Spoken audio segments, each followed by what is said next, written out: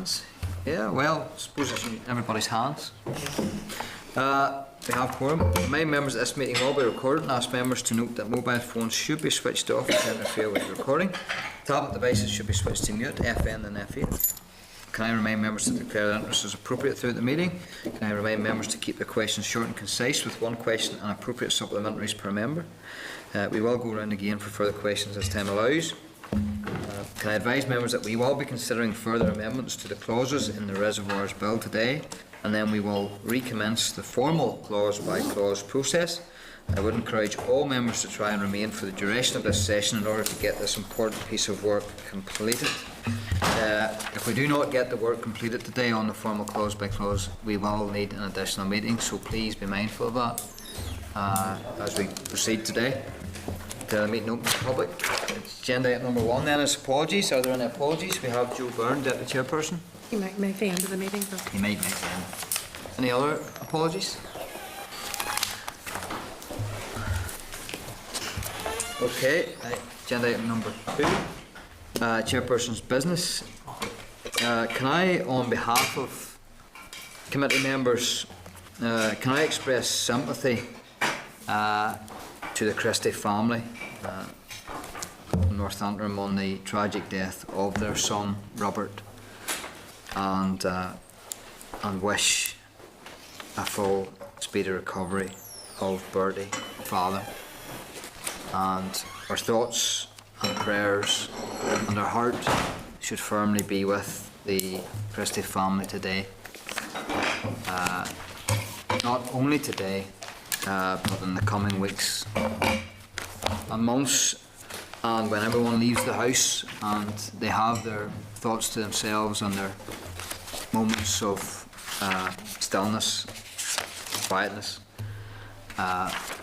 Pray, Lord, that He will certainly wrap His arms around the family at this time and for the following weeks and months and years on the tragic death of their son. Does any other members want to make comments? Agree with those sentiments from ourselves, from the Sinn Féin team here. Okay, Oliver, thank you. I just concur with the sentiments, and I know we heard, I was out with friends who were all farmers, and we were numbed when we heard, because it could have been any one of us, and that was the reality of it. And it just, as you said, share my thoughts and prayers with the family and the days and months and years that lie ahead. Just such a tragedy, don't know how they'd ever come to terms with it, but just pray that he makes a full recovery, because certainly the families of people will need him time ahead.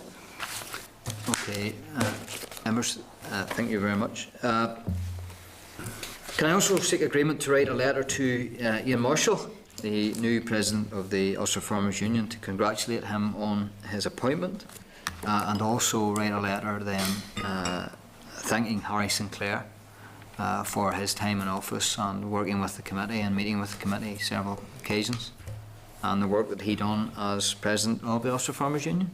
Our members agreed? Okay, yeah. Can I advise members that, as discussed last week, we now have 5 confirmed members attending the National Ploughing Championships in September. Joe Byrne, Joanne Dobson, William Irwin, Ian Milne and Declan McAleer. The hotel rooms have now been booked and therefore cannot be refunded, and I would encourage those members who have indicated that they will be attending to commit to going to the event and make sure it's inserted into your diaries, please. Stella is trying to organise visits on the way up On the way home again. On the way home again. So it's not just merely a visit to the National Ploughing Championships down south. It's very much more than that. Okay, members. Agenda item number 3 then is minutes of the meeting 3rd of June. Can I refer members to the draft minutes of the meeting, pages 6 to 11? Are members content that the draft minutes are accurate? If so, I will sign.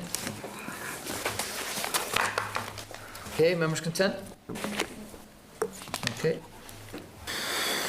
Thank you, Leah. Let's go.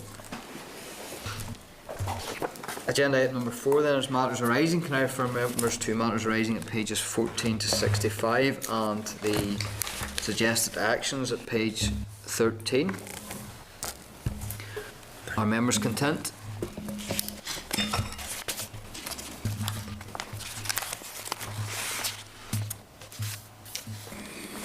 Okay, members content?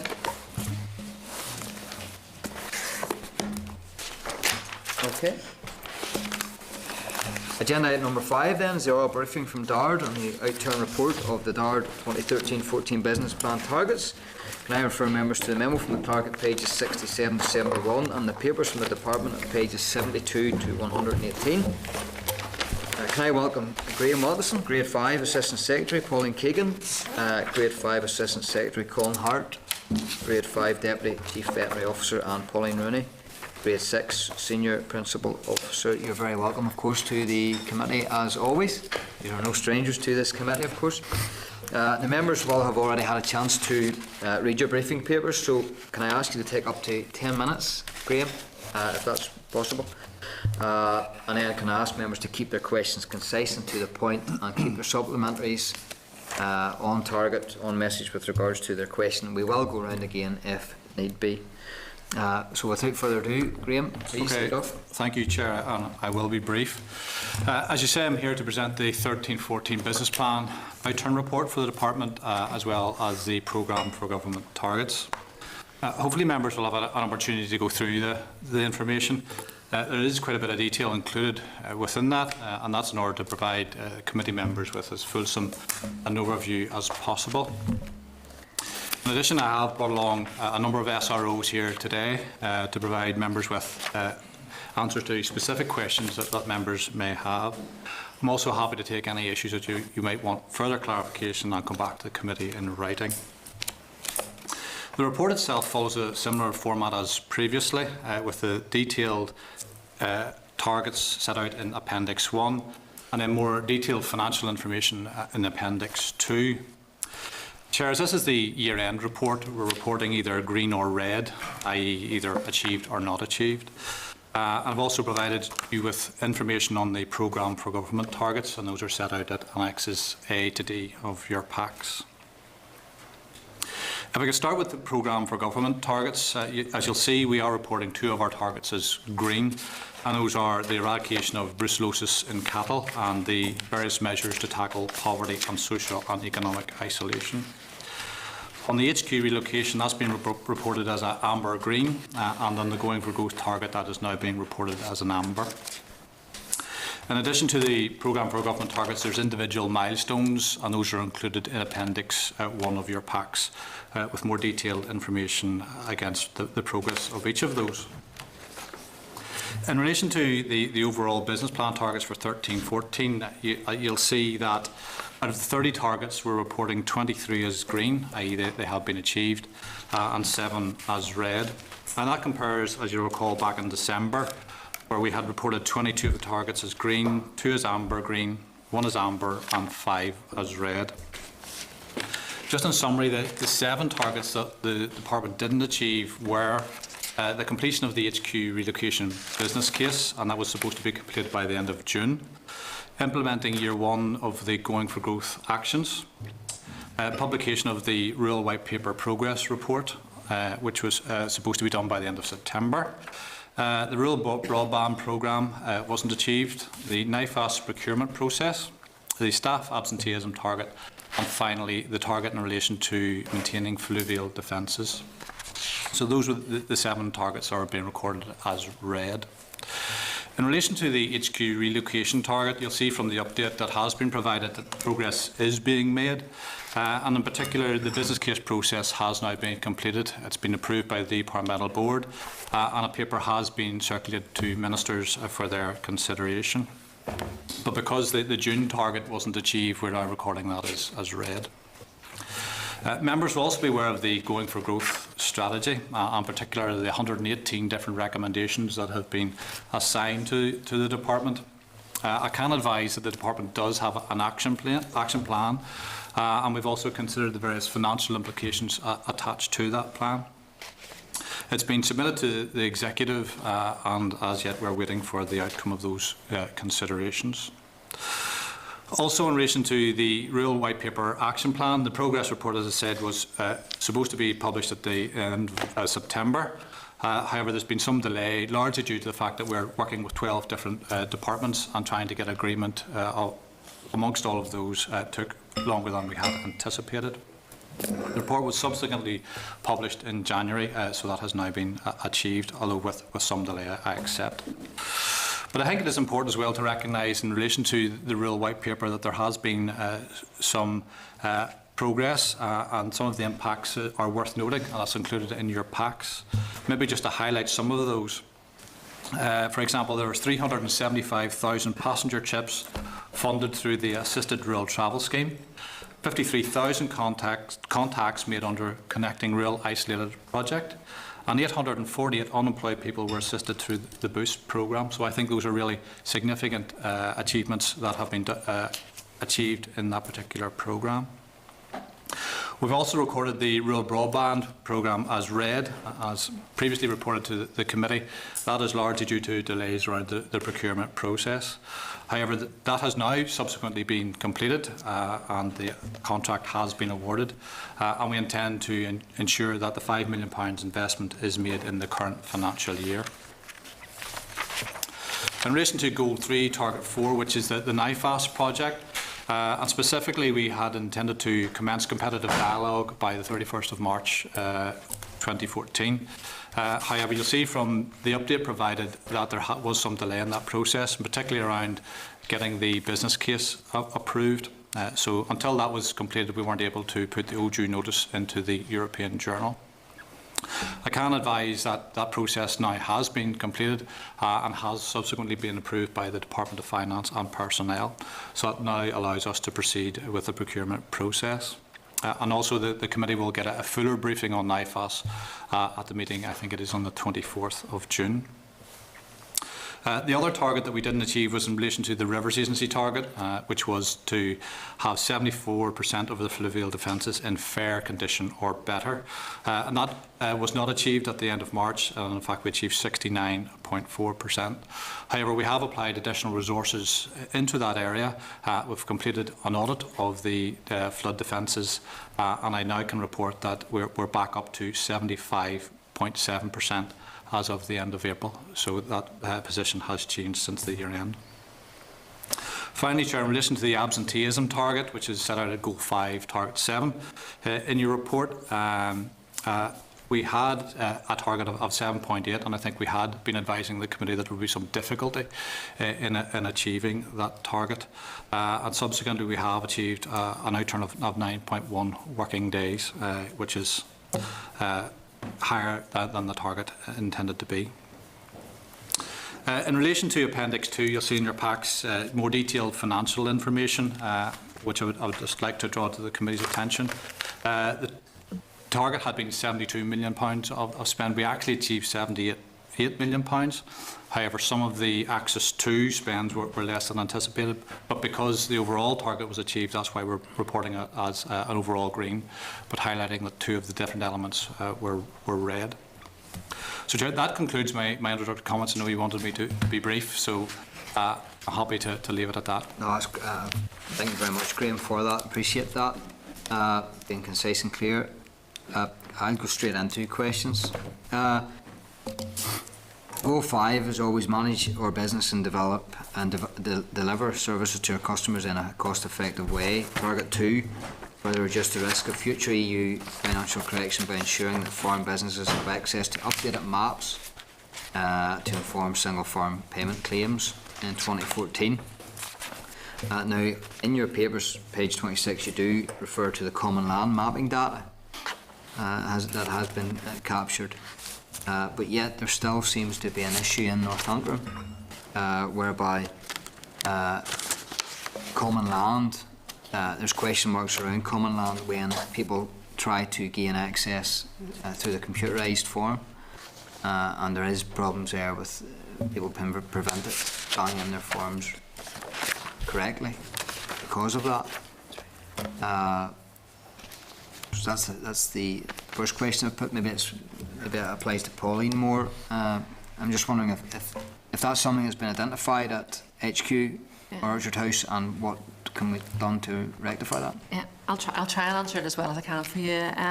well, because it's not an area that I have direct responsibility for. My understanding of how common land is mapped or has been mapped up to now is that it hasn't been actually on our LIPIS, our Land Parcel Information System. We've been doing work on it this year to try to get MEAs for the land. And I know people who take that land then, you can't actually mark, but when you have a field it's easy to see the MEA within a field. But because graziers take common land and they take notional parcels of land, that's actually difficult to represent on a map.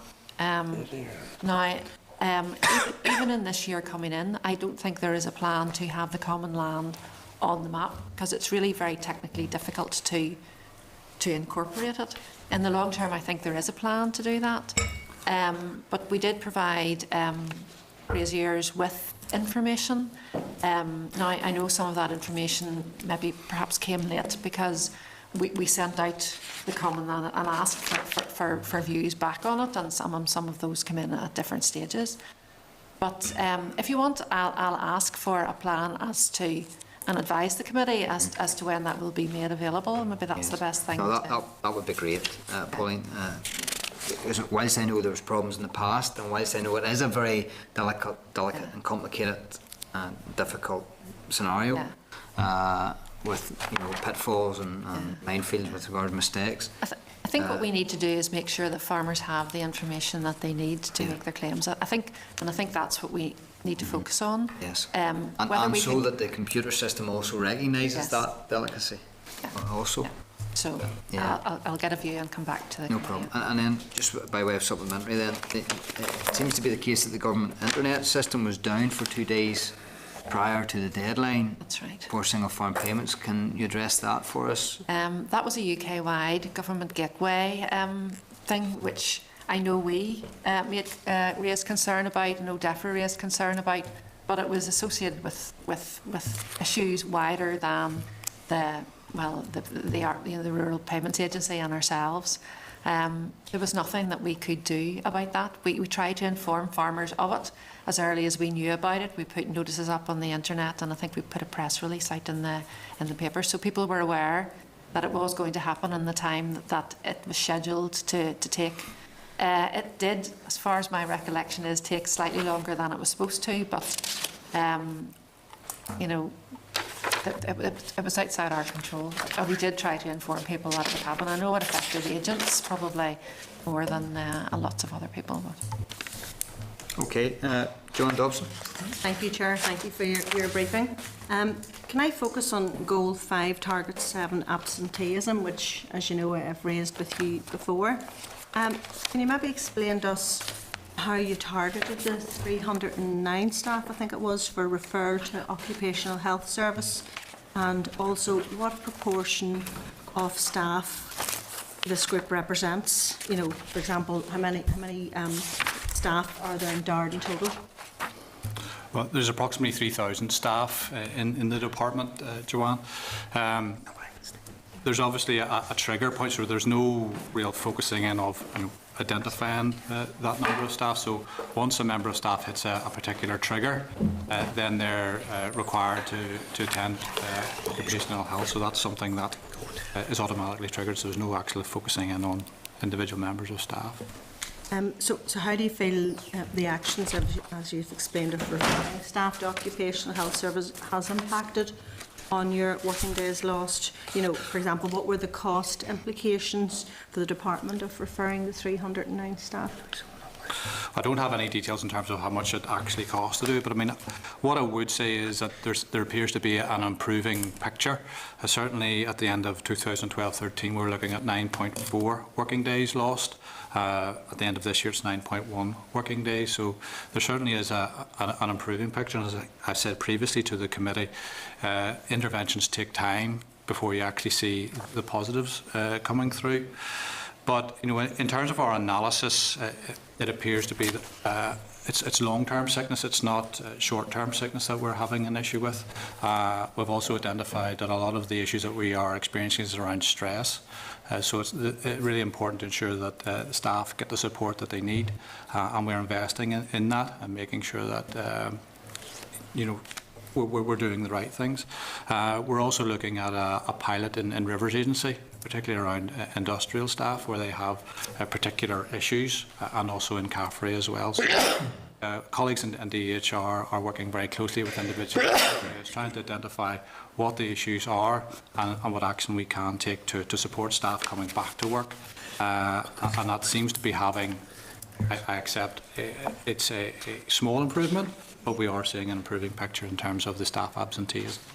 Would it be useful, Chair, maybe at some point to get the cost implications, you know, how much the department has spent on referrals? Could you maybe supply that? Certainly, we can come back in writing, Joanne, and provide you with that. Okay, that's great, thank you. Okay, Roman Swan. Thanks, Chair. Thanks for Goal 3, Target 6, although it's one of the ones you have achieved as a green. Exercise Black Sheep on the 9th of December, was that solely a planned exercise, or was there anything else behind that in particular? Colin, maybe could you? I'm afraid I'm not on my direct area. Right. I just, no, not able to comment on it. Not sure what was behind it. That's all right. Whether it was planned or not, we certainly have a number of planned exercises that are done during the course of the year, and except, you know, from the information that's been provided to you, that we completed an additional one. So I don't know. There's an additional one. There's an additional one that has been carried out. I carried know it was around time of certain activities. I wonder, was it put in? Was it a contingency exercise, or was it an active investigation that has been put in there as a contingency exercise? Not sure, Robin, and I accept there's an additional one carried out, but we need to come back to whether there was anything else behind all of that, so we can come back and write to you on that. Right, thanks, Chair. Okay, just with regards to Goal 3, Enhance Animal Fish and Plant Health and Animal Welfare, and then Target 2 of that, around the TB plan, obviously, and the secured funding. Are you able to indicate how much TB costs the Northern Ireland taxpayer in the financial year up to 2014, and if this can be broken down in the various segments, such as compensation and testing? Certainly, Chair. I mean, if you take overall, it costs around £30 million per annum on to run the TB scheme, and in terms of compensation, we're talking about £16 million of that for actual compensation. PVP costs around 7.4 million, and then there's various other costs attached to that. But really, the big cost is around PVP costs, compensation, and staff costs. Those are sort of the three big component parts that go to make that up. Okay. Rom Swan, sorry. You're getting off easy today. You think? I'll tell you in a minute or two. Go for Target 1, again, come back to both timber and trees. You exceeded the target by an actual 1.7 million. Revenue raised by timber, I suppose additional trees been cut down. In your explanation, it says the increased level was to avoid reduced working in Northern Ireland mills. Are the Northern Ireland mills not commercial activities? And why, I'm trying to grasp why the department were cutting down more trees to keep mills operating. Is that a normal procedure? It's just something I haven't seen before, Graham. My understanding of it is more to do with actually the amount of disease, and we had to, there had to be an intervention there in terms of Clara and the different diseases that we had within the forest. So there definitely was more intervention required as part of that. Doesn't say response. that, Graham. No, it doesn't. I accept it doesn't, Robin. But that, in my engagement with Forest Service, that was a key feature during the course of that financial year. Then would it not be better for you to clearly state that? Yeah. Rather, Yeah. In regard then to the statement about you cut, well, basically increased levels of tree cutting to avoid reduced working hours, how do you explain that statement?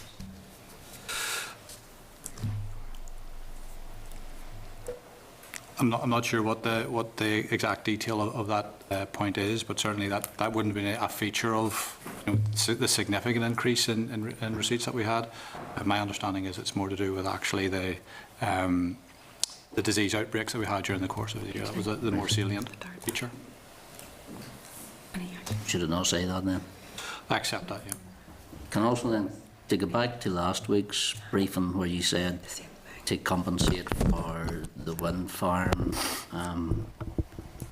development programme, Yes. I think you were cutting down an extra £1 million worth of trees. Now, Yeah. isn't it? No, or that's next year you're going to cut down another million? That's in the 14-15 financial year, Right. So and there's we're coming back to you on that particular point. Okay, thanks, Chair. Okay, John Dobson. Thanks, Chair. In relation, again, to Target 1 going for growth, the first we heard of the pilot scheme was when you presented to us last week. So why has it taken over a year to bring forward a pilot, which, if I'm right in saying, is only 0.35% of the total required to achieve the targets? So 0.35. Percent, the pilot. Yeah, I We're mean, going for growth strategy, it's a year down the line. We heard first time last week about this pilot. Yeah, well, certainly, I mean, there has been a lot of work going on within the department in shaping the programme, specifically within the rural development programme, and there has been a lot of engagement with the various sectors, particularly trying to identify what the particular need is. Joanne, it's about understanding what is going to work best for the individual sectors, is bespoking it. As you'll appreciate, there are quite a number and a variety of sectors, so we need to make sure that we're doing the right thing. So the work that has been going on is about engaging with the individual sectors, but also designing what will work within that and how we can deliver that within the department. We have got to a stage now where we've got a strategic outline case that we want to share with the Department of Finance and personnel, and so that's where we have got to. So I wouldn't underestimate the amount of work that goes into designing a scheme, particularly given the size of it, and also there are 118 different recommendations, so it has taken time to develop those plans and to develop the action plan in order to deliver on that. But with respect, if you're listening to farmers on the ground, they feel that it's moving far too slowly. It shows how little regard that DARD really have for their industry. You know, the frustrations, I'm sure you're not immune to them. It's not just ourselves and the committee.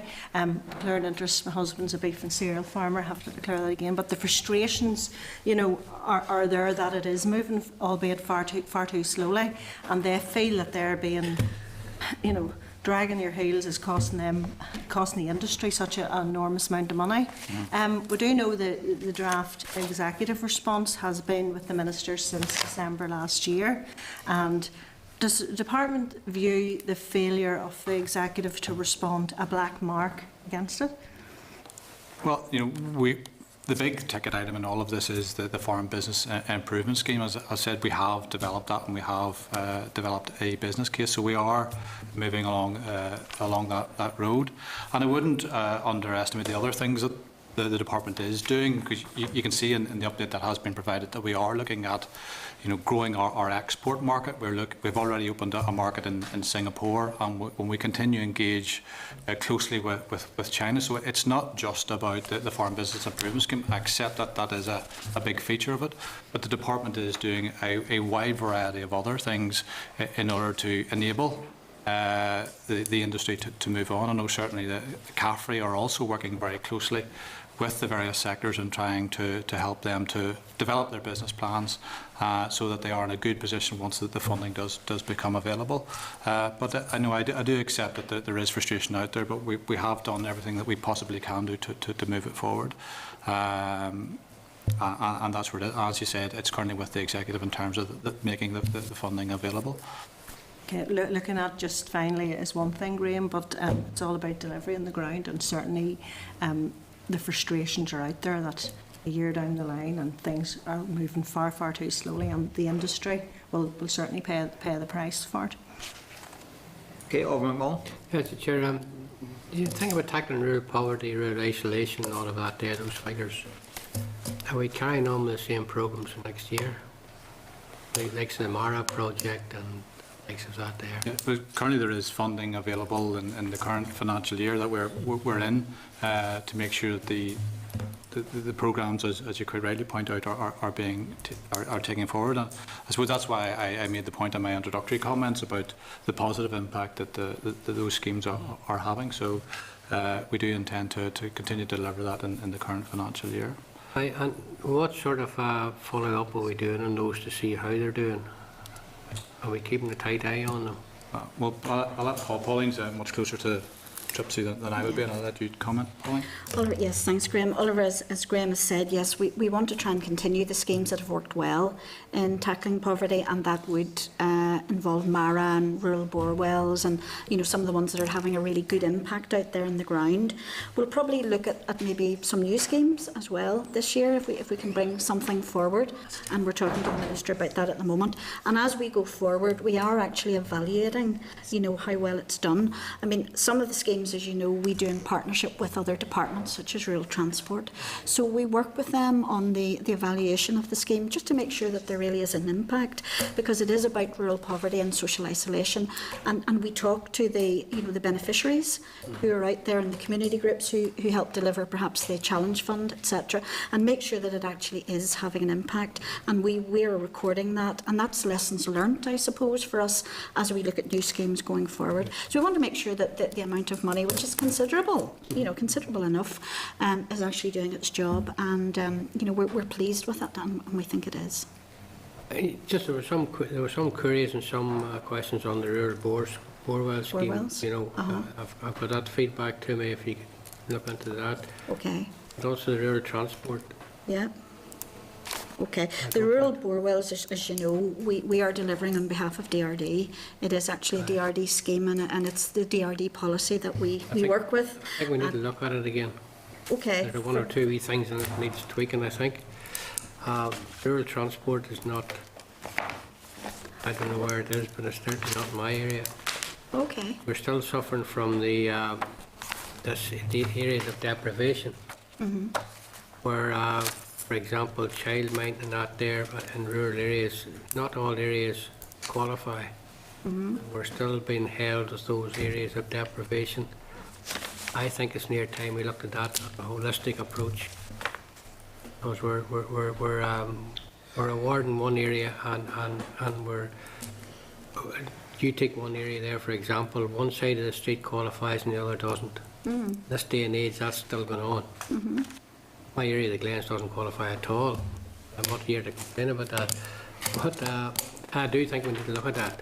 Okay. Well, I wouldn't have been aware that the scheme was working against one area particularly, so if that's the case, I would want to know about that. So I'll certainly have a look at that and maybe hear from you. Congratulate you on those schemes. They are doing a good job from what I hear, and if there's anything there at all, I would ask you to ask the community groups, development groups who are putting them, to get more of the message out. They tend not to put the results out. They tend not to, well, want a better word, they don't blow their own trumpet. Right. And the figures you give today, I think that's a good news story, and that should be out there. You know, it's not getting out there in the areas it should be getting out. Okay. But they are doing a good job. They're getting to the people, but they're not getting the results out. Okay. I mean, one of the things we have done with the community groups is to try and give them a bit of training about how maybe they should actually do that. You know, get the message out, because they're really there to work with their own area rather than us do it. So if we feel that's not maybe working at its best, we can certainly have a look at that. Doing a good job, but I do think it, you know, maybe it's a wee bit more help or something. For the community groups, Oliver, yeah. University students could be seconded in for a year, 6 months, to do different types of work, you know. Okay. Okay. But well done. That's a good story, and those figures should be got out. That's a really good story. Okay. Thank you. Okay. I'll look at that. Can I ask then, just on the Rural White Paper Action Plan, the annual progress report was to go to the executive and the stakeholder group, and they then were to meet to discuss further actions and a revised action plan. Did that meeting take place?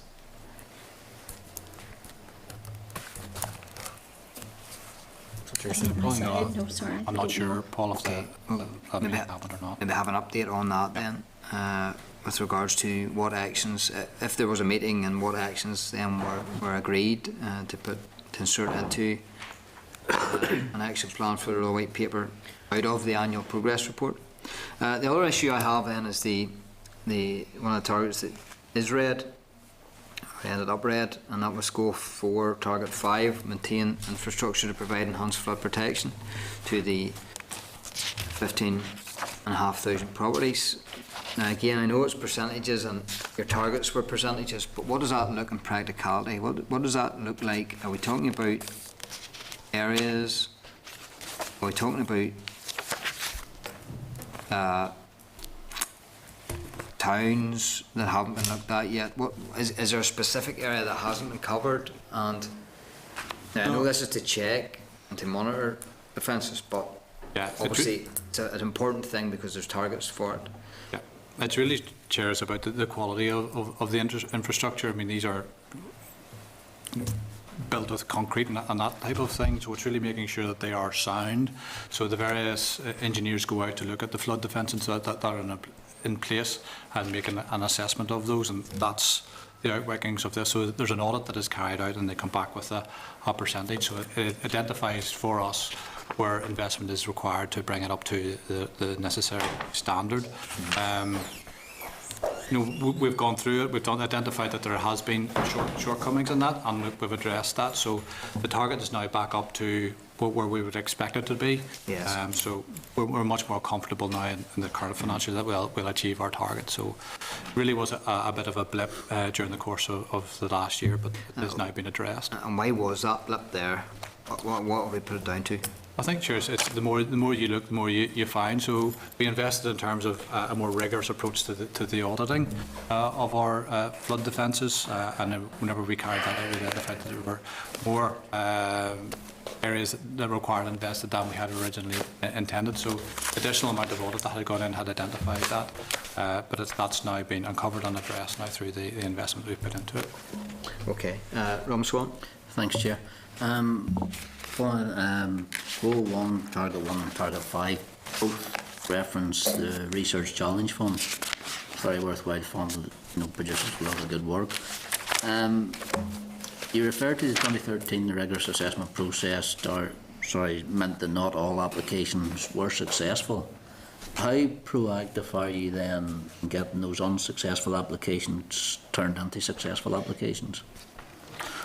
My understanding, Robin, is it goes through a panel process, so they're looking at the individual application. So I don't think that there's a route for appeal. Once they go through that, then that's the end of the process. I don't think there's a. Is it also in I don't think there's a bit of a tidy up and then it's over the line. That's not how it's they, black or white. There's no further support. There's no encouragement. There's no come back again next year, but you need to take these additional steps.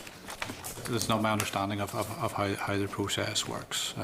It's there's a limited amount of funding available, as you'll appreciate. So it's about making sure that we allocate the funds based on that. So, but I think over the past 3 years, I appreciate there's a limited amount of funding, but I think over the past 3 years, you've never actually met the target. You've never used all the funding that has been available. So I just wondered, was there a more proactive approach the department could maybe take, and specifically for the Research Challenge Fund, because the whole thing about the executive is about investment in research and development. So, and going for growth makes a big play of it. So, is it something that we could maybe look at the process to see if there is even merit in looking at that, to see if there are projects that didn't quite make it, if they needed some remedial work to the projects they could get back in again or go maybe for the next year. Yeah, I mean, I'll take that message back and see if there's anything we do with the process. Thanks, Chair. Gail McMullen. Just very quickly, Chair, thank you.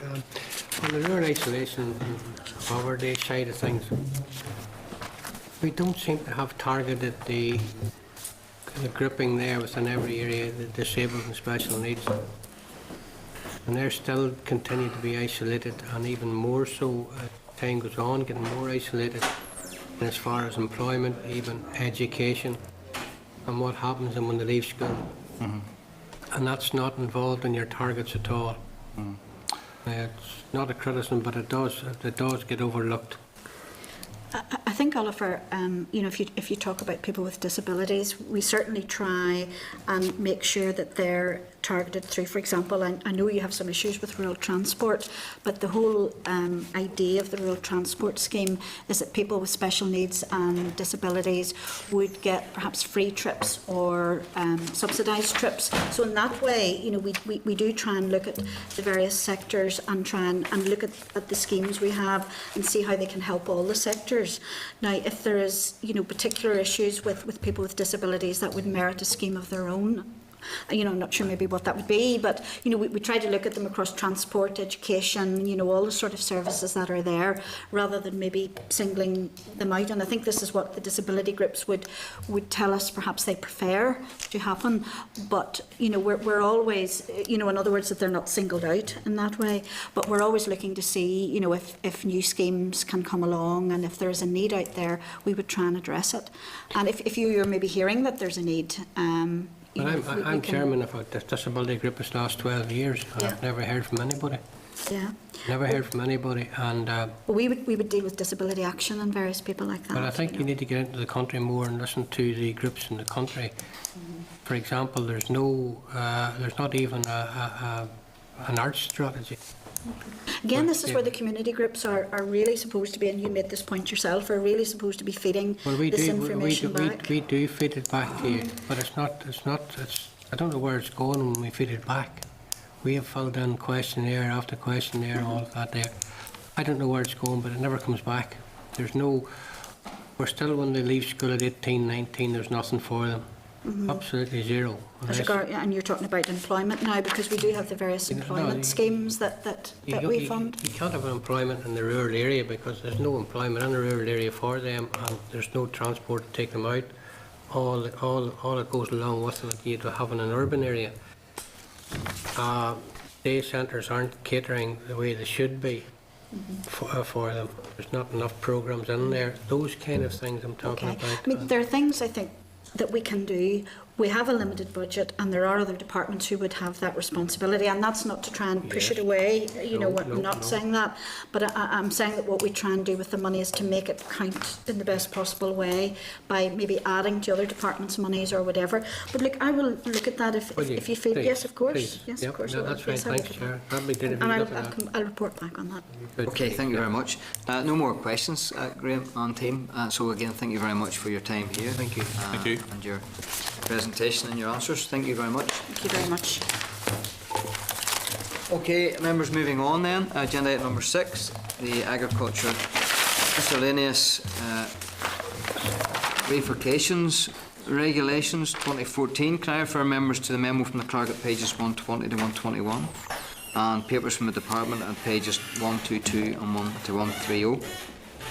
Can I advise members that the purpose of this SL1 is to repeal 11 pieces of redundant legislation. Details are in the clerk's memo. As this is part of the British Government's Red Tape Challenge, which had its own consultation, there was no individual consultation undertaken. The committee does not have a formal scrutiny role on statutory instruments laid at Westminster. Therefore, the department are informing the committee as of courtesy. Are members content to note? Yep. Okay.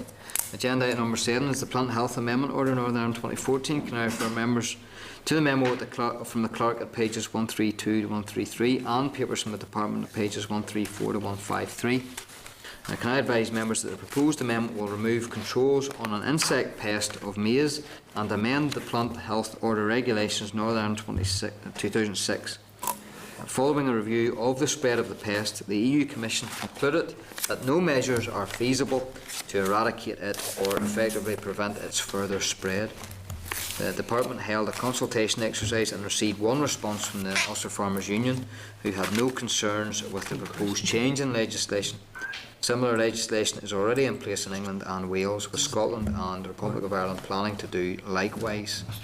Can I see comments from members? Are members content with the merits of the policy then? Agreed? Okay. You're all very quiet today. Scared. Reservoirs Bill, formal clause by clause then. Next agenda item. Can I advise members that this session will be split into two parts? The first part will deal with further amendments, and then we will move to formal clause-by-clause consideration. Can I remind members that last week we as a committee expressed our discontent with the risk designation clauses at 17 to 23. We did this by voting not content with clauses 17 to 20, and by indicating that the committee would recommend that at consideration stage the Assembly votes that clauses 17 to 23 would not stand part of the bill, and by agreeing to write to the Minister outlining our concerns with these clauses. We stopped at clause 21 because there is another separate amendment here regarding the regulations for fees for appeals and awarding of costs which we had not received at that point. So that's the reason why we stopped. The amendments for the provisions to make regulations in connection with the Water Appeals Commission for fees and awarding of costs were received and sent out to you all on Friday, as were the amendments on the cost recovery issues. All these and all the other amendments previously received are in your table to papers, and they're in order.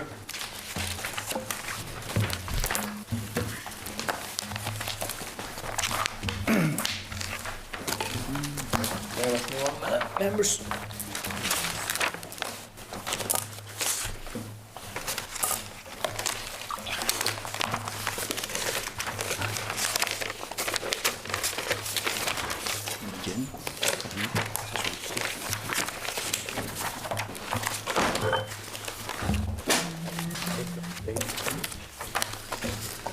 Okay, subsequently to the decisions last week on risk designation, Rivers Agency has come forward with a set of amendments to address the committee concerns. We had an informal meeting yesterday when we got an opportunity to discuss this. The actual amendments are being tabled today. Please see page 39 of your tabled papers.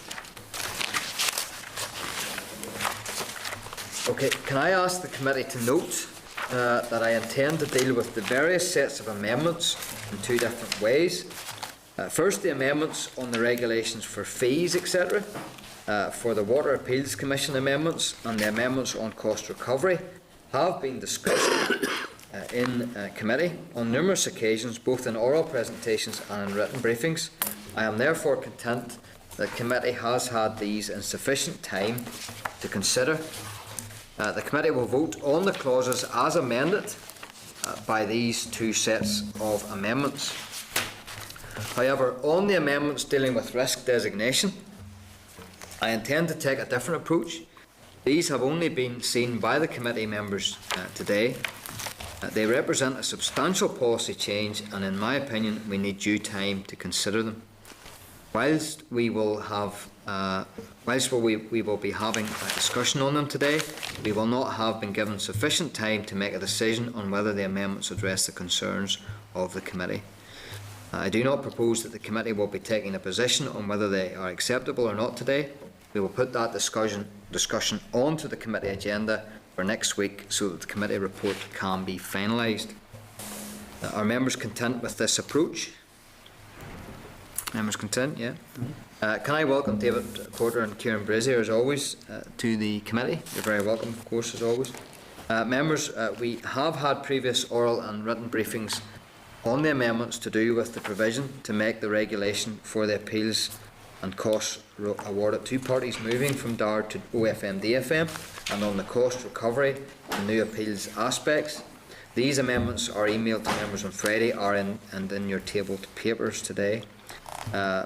David and Kieran, given the time constraints we face today, can I ask you once again to quickly explain those amendments? So that's basically the amendments to do with the provision of making the regulation for the appeals cost awarded to parties moving from the DARD to the OFM to EFM, and on the cost recovery and the appeals aspects. Yep. You can. I'll do that now, Chair. Yes, please, Okay. please, Yeah, sorry. the power to charge fees and award costs, this was an issue identified by the Examiner of Statutory Rules. The bill is currently drafted gives the Department the power by regulation to make provision for determining a fee and for the charging of that fee in relation to appeals under a number of clauses, 21, 73, 74, 77, 79, 82, 84 and 86. The bill also, as currently drafted, gives the Department the power by regulation to make provision for the awarding of costs of the parties to such appeals under these clauses. The Examiner of Statutory Rules has suggested that it might be preferable to confer that power on the Office of the First and Deputy First Minister rather than this department, as OFM-DFM has similar functions in respect of both the Water Appeals Commission and the Planning Appeals Commission. The department has accepted this suggestion and is proposing to address this as follows.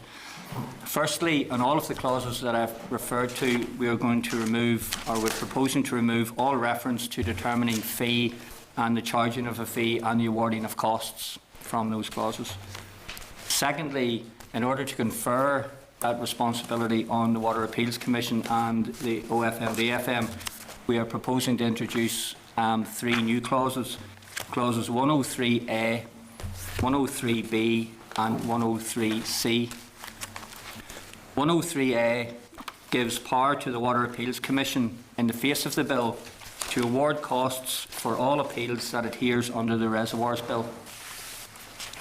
Clause 103B is a bit of a technical clause in that it allows the Water Appeals Commission the power to award costs if it has invited people to a hearing in the appeal and those people haven't attended the hearing.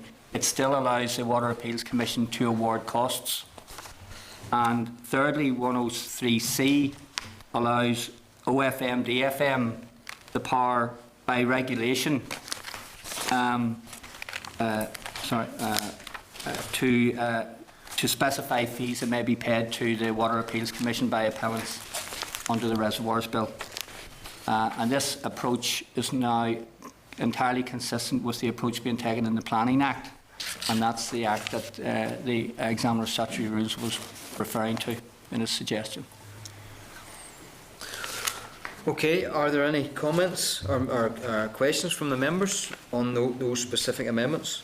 Just on We will move on to risk designation, but just on those specific amendments. 103B there, in award costs if you're not there. Yes. What would an example of that? That's where, in hearing an appeal, the Commission may invite people to come along and give their evidence verbally. Yep. But if they don't accept that invitation or don't turn up, the Water Appeals Commission can still award costs to the appellants without the hearing having actually taken place. Right. So it's allowed them still to award costs even if the people who they have invited or has expressed an interest in coming before the Commission haven't actually done so. Okay, any further questions on those amendments? Okay. Okay then. Moving on then, can I ask David McKieran to now explain the proposed amendments to the risk designation process, the content of the informal meeting yesterday. I know maybe not all members were there. Yeah. Okay, thank you, David, Mr. please. Chair, and I'll lead on this one. I'm going to try and do 2 things, reference to the actual clauses, and in particular 2 clauses that I want to draw your attention to, and then also reference to the risk matrix that we have developed in order to explain it. This here is operational. This is trying to put the bill into some sort of context to try and explain how this would work in practice. In essence, the issue that the committee have are 2. First of all, in terms of the definition or the issue of the risk designation and living below something which is high risk. So that's an issue of terminology and the consequential reaction to that.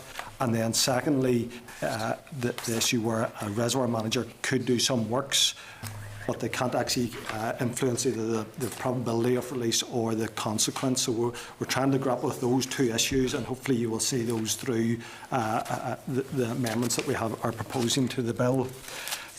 First of all, if I can turn your attention then to the changes to clause 17, and you will see quite clearly in the amendments that what we propose to do is to remove the word risk from the bill, to make it absolutely crystal clear that this bill is based on consequence. We've said that consistently throughout. What we were trying to do in drafting the bill was make it future-proof, because the issue in terms of risk is that risk is a consequence or a function of two things: impact and likelihood.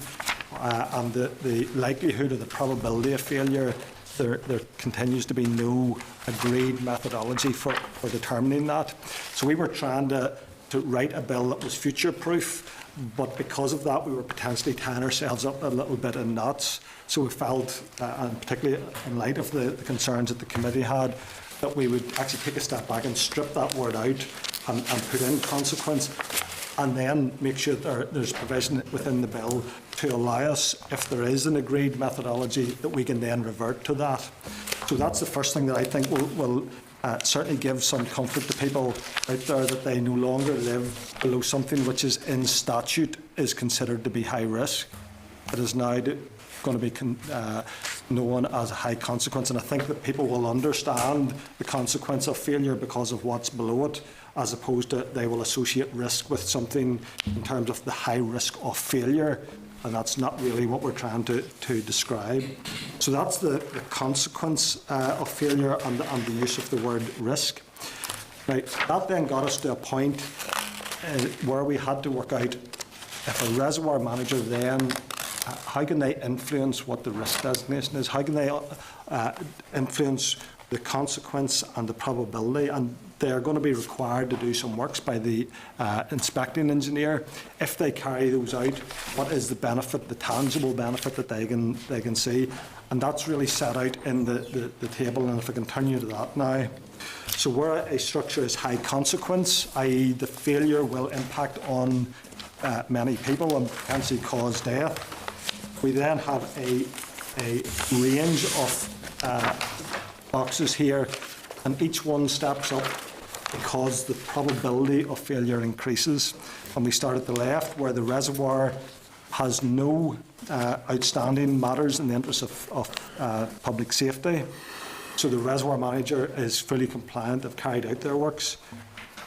Then we can step up. The next one to the right from that is where matters have been identified, and in that case we would classify that as a higher risk. And in this case what we're suggesting is that operationally we would know that then as a high risk structure. And then in the case where a reservoir manager fails in their duty, where they do not carry out that matters in the interest of public safety, and the department has to step in, that in that case operationally we would know that as a very high risk structure. Now, there still remains an issue about, can a reservoir manager influence the consequence? Can they actually move from a high consequence to a medium consequence? And that's where I want to take you just in this final moment or two, to clause 22, because there's I think a very important point in here that I think will actually tackle some of the concerns of the committee. The bill, as originally drafted, just enabled us to take a range of factors, such as the purpose for which a reservoir is being used, materials, the way it has been constructed, and how it is maintained. The bill, as drafted, only allowed us to take those into consideration in determining the probability of failure. We're proposing a very, very significant amendment here. Sorry, if I could put you to, sorry, David, for interrupting. Page 44 of your table of papers, and page 41 of your table of papers is the actual clause 17, but pages 44 is clause 22. Sorry, David. Right. And you will see on 22, 3, where we have taken out that we can only use those matters in determining, as it says there, subsection 1b, i.e. the probability of failure, and we've changed that to the potential adverse consequences. Now that is very significant, because what that allows us to do is to, first of all, determine, as I've said before, those reservoirs which could cause harm. i.e. where there is some dwelling or person or economic activity. And so then the question is, we know that those are not low. We know that those are either medium or high. And we've described in the past how what we would do to differentiate those out is use detailed flood inundation maps and to determine the speed, the velocity of water, and also the depth of water. And that was sort of an on-off switch, and there was very little you can really do to influence whether you are high consequence or medium consequence. The change to 22 allows the department to take in more factors in determining whether you're high consequence or medium consequence. So the use of the reservoir, how it has been maintained. So there are factors in there where a reservoir manager now can actually influence whether it is high consequence or medium consequence. And not just in terms of knocking down buildings, because that was what you would have had to do previously. Now, there may well be certain works that a reservoir manager could do, which would then change the consequence designation, the reservoir designation. So there's, just to summarise that, two things that we have done to the bill. First of all, remove the word risk and made it entirely focused on consequence. And secondly, by drawing those other matters that we can take into consideration in determining the consequence of failure, that gives us significant room to determine between high and medium, and also allows a reservoir manager to undertake works which also could influence that, and therefore the designation of a reservoir could potentially change.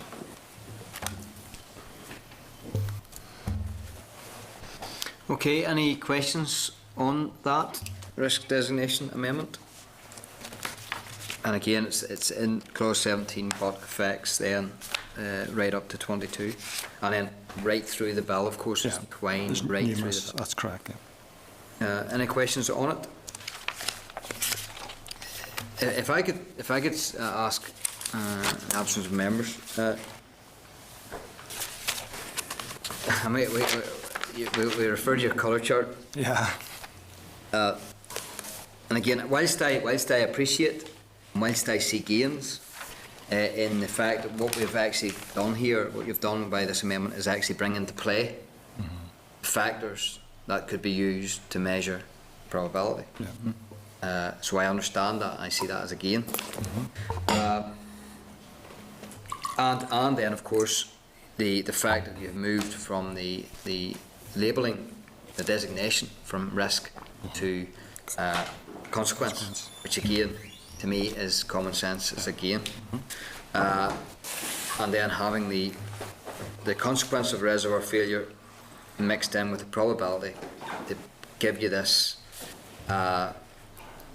this part designation, and the actions therein can change that. But I suppose the problem I would still have with the actions within, whilst the whole motive for me in this, and why I was not content, was the fact that I thought it was unfair that a reservoir owner couldn't change from the current rigours of the legislation, couldn't change from that to a better place with regards to regulation. What I think, what I see here in front of me, is that the only differentials now here is that whilst things may remain the same, and then at the initial start, if the reservoir owner does capital works, he could well maybe move from a high to a medium consequence. The actual risk probability, it doesn't really go to a better place by his actions. In fact, if anything, it seems as if we have a new segment which is very high risk, which doesn't mean anything different because it was always there. It means basically you move from where you have interests of safety identified, the reservoir manager needs to do it. If he doesn't do it, then he goes straight into very high risk, which is basically enforcement. That's correct. Can you explain to me how or where the gain is? Or, well, I can understand you're starting to bring in a bit of fairness by the fact that you can change your consequence designation. But the probability, which is now in, which has been given teeth by the fact that you're adding conditions of which you measure it, that is still the same as before, and we're still left with the regulatory burden of, because of clause 25 and 23, you're still left with this at least one supervising engineer visit per year, and so on. So if anything, we haven't seen a gain in that regard. We've just seen a redesignation of the enforcement issue. Well, there has been a gain in that has moved from 2 per year to 1 per year. So in essence, that gain has already been achieved. And as I've said before, if the committee wishes to push that out further, I have no objection to it. I would just say I don't believe that anybody contractually will be able to negotiate any better than what is written there, because we are exposing an engineer's PI insurance, and they will not take on a risk that they think is unreasonable. So I think what is in the bill is very reflective of what a reservoir manager who has a structure in good condition could expect to achieve. Irrespective of how pristine it is, I genuinely do not believe that they will be able to negotiate any better deal than what is shown, and that's why I'm absolutely comfortable with those as minimum standards. If the committee wishes to push it out further, we can, but I genuinely believe that we're doing that to satisfy ourselves, as opposed to there won't be any real gain on the ground because of what I've said. But the big difference is that the reservoir manager can now control 2 different things. First of all, he's controlling the probability of failure, because by not having measures in the interest of public safety, he brings his structure into a reasonable condition, and in the event of failure, that is their defence. I have done everything that was reasonably asked by me, by the law. I have satisfied that, and that is the defence.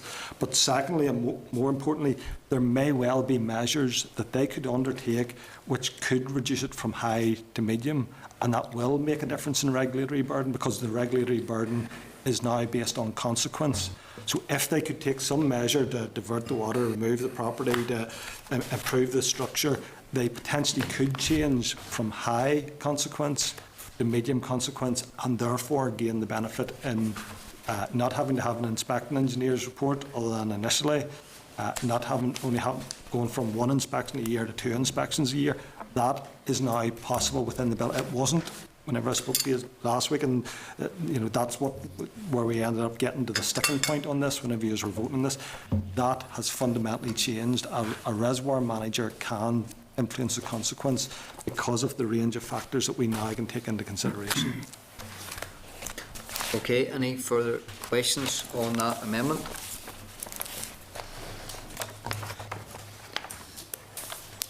Okay, no further questions. Okay, thank you very much, David and Kieran, for that, for explanation of the amendments as we see them in the table papers. Members, as I proposed earlier,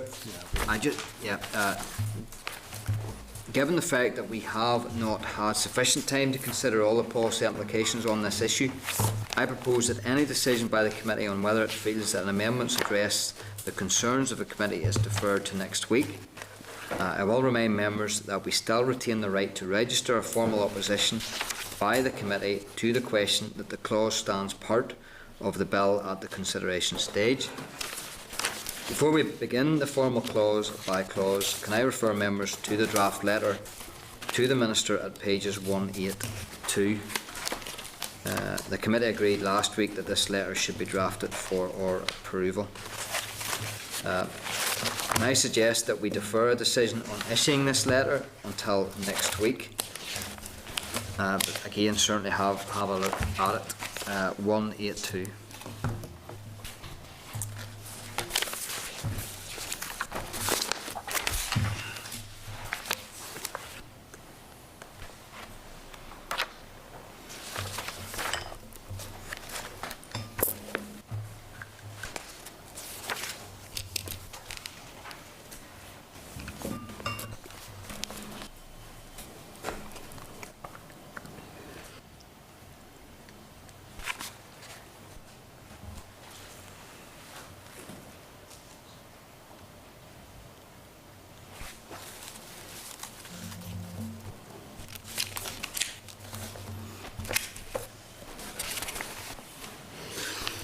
Okay, now that might well need amended, but that could be done next. I'm thinking of next week. Yeah, that can be done next week if we defer it.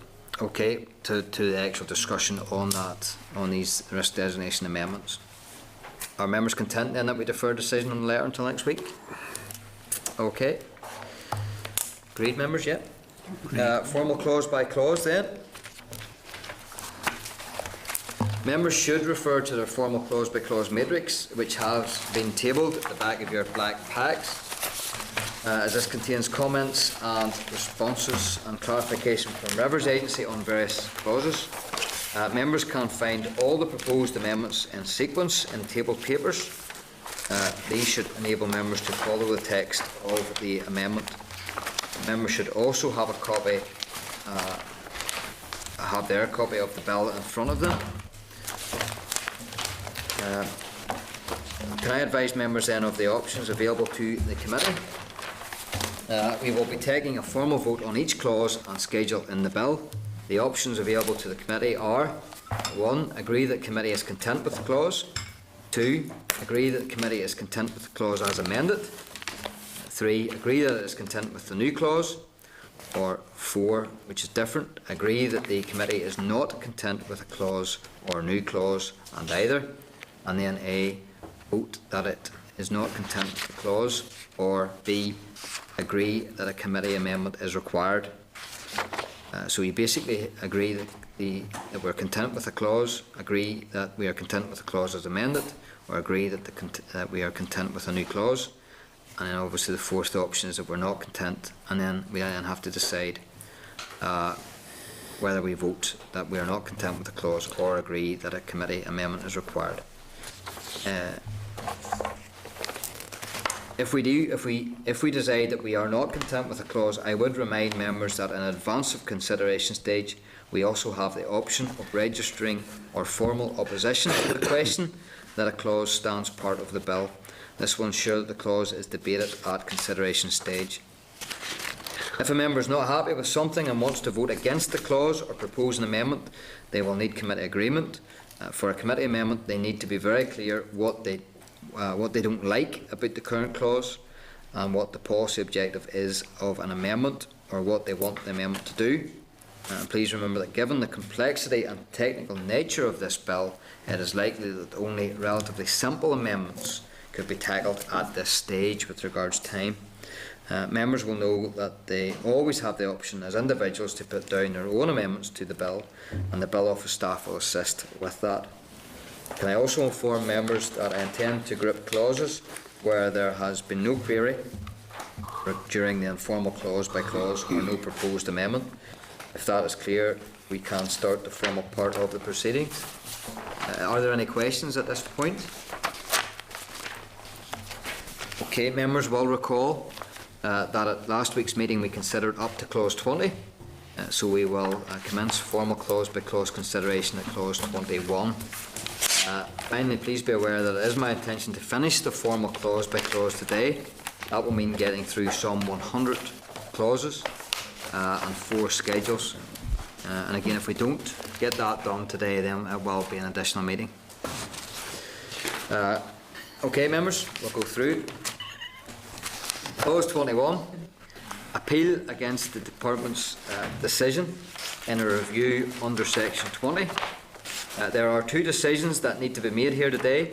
The first decision we will take will be around the regulation for fees for appeals and awarding of costs by the Waters Appeals Commission. The second decision will be on the risk designation process. I will therefore be putting 2 questions The first question will be around the Water Appeals Commission, and is a technical amendment. The examiner of statutory rules recommended that the responsibility for making regulations in this clause of 21(9) should rest with the office of the First Minister, Deputy First Minister, rather than a department, in order to avoid a conflict of interest. An amendment is therefore required at clause 21(9). For clarity, 21(9) deals with the regulations to make provisions for the fee for the appeal and the awarding of costs of the parties in an appeal. There are also amendments to 73(6), 74(2), 77(2), 79(7), 82(8), 84(6), 86(4), 118(1), and Schedules 2 and 3. These amendments are rather technical in nature. The proposed amendment is on page 3 of tabled papers. I've all put the question: is the committee content to amend clause 21 in line with the departmental amendment at page 3 of today's paper? Members content? Agreed. Yes? Content? Yeah. Content? Okay. We will now ask the question on the clause as amended.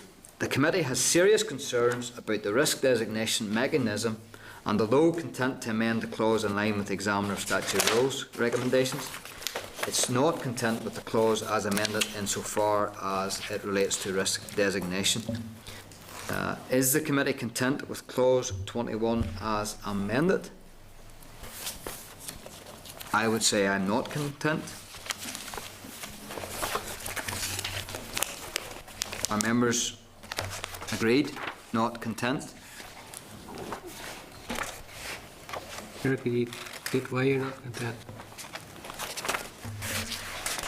With regards to this, well, this is basically the risk designation. This is basically the crux. This is basically it. Right. Now again, we will be talking about it next week, but I want to. We must push through this formal. Right. Formal. Okay. Are members content then that we're not content with this clause? Okay. Okay. Not content. Okay. Can I formally acknowledge receipt of the amendments on risk designation from the department? Unfortunately, the committee has already started its clause-by-clause decision-making on the bill. We are therefore content to consider the amendments proposed by the department once the committee has had adequate time to consider the text of the proposed amendments and the impact of the amendments on what is a complex and interconnected bill. Okay. Clause 22. Matters to be taken into account under section 17.3, 18.2, 23(b)(2 and 21(5)(a). As with clause 21, there are two decisions that need to be made here today. The first decision we will take will be around a recommendation from the Examiner of Statutory Rules regarding the number of regulations in the clause and its technical nature. The second decision will be on the risk designation process. I will therefore be putting two questions. The first question will be on the technical amendment. The Examiner of Statutory Rules recommended that there were two distinct rules at 22.4 when there should perhaps be one. The Department has suggested an amendment, and this was considered at the meeting on the 27th of May. There is a consequential amendment to clause 117 as a result of the amendment to clause 22. The amendment is at page 4 of your tabled papers. The committee has also requested clarification on the definition of cultural heritage, and the response is in the matrix. Can I put the question? Is the committee content to amend clause 22 in line with the departmental amendment at page 4 of today's paper? Members content? Okay, content? Yep. Okay. We will now ask the question on the clause as amended. The committee has serious concerns about the risk designation mechanism, and although content to amend the clause in line with the Examiner of Statutory Rules recommendations, is not content with the clause as amended insofar as it relates to risk designation. Can I put the question then? Is the committee content with clause 22 as amended? And again, I would say no. We are not content. Are members agreed? Agreed. Okay. I would wish to state the following, which then can be added to the minutes. Can I formally acknowledge receipt of the amendments on risk designation from the department? Unfortunately, the committee had already started its clause-by-clause decision-making on the bill. We are therefore content to consider the amendments proposed by the department once the committee has had adequate time to consider the text of the proposed amendments and the impact of the amendments on what is a complex and interconnected bill.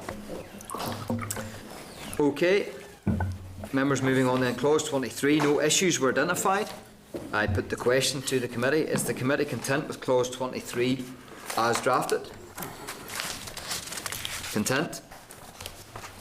Agreed. Clause 24, supervision requirement and commissioning of supervising engineer, etc.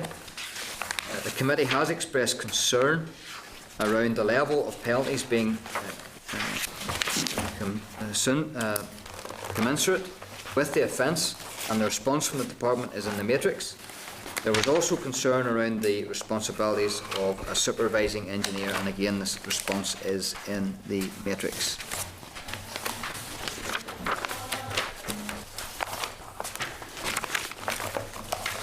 I put the question. Is the committee content with clause 24 as drafted? Are members content? I would take that as being content. Okay, agreed.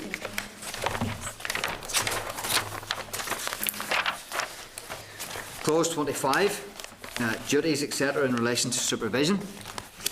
The committee has received an amendment to this clause to take account of the number of supervising engineers' visits to high-risk and medium-risk reservoirs. The amendment is at page 4 to 6 of the table of papers.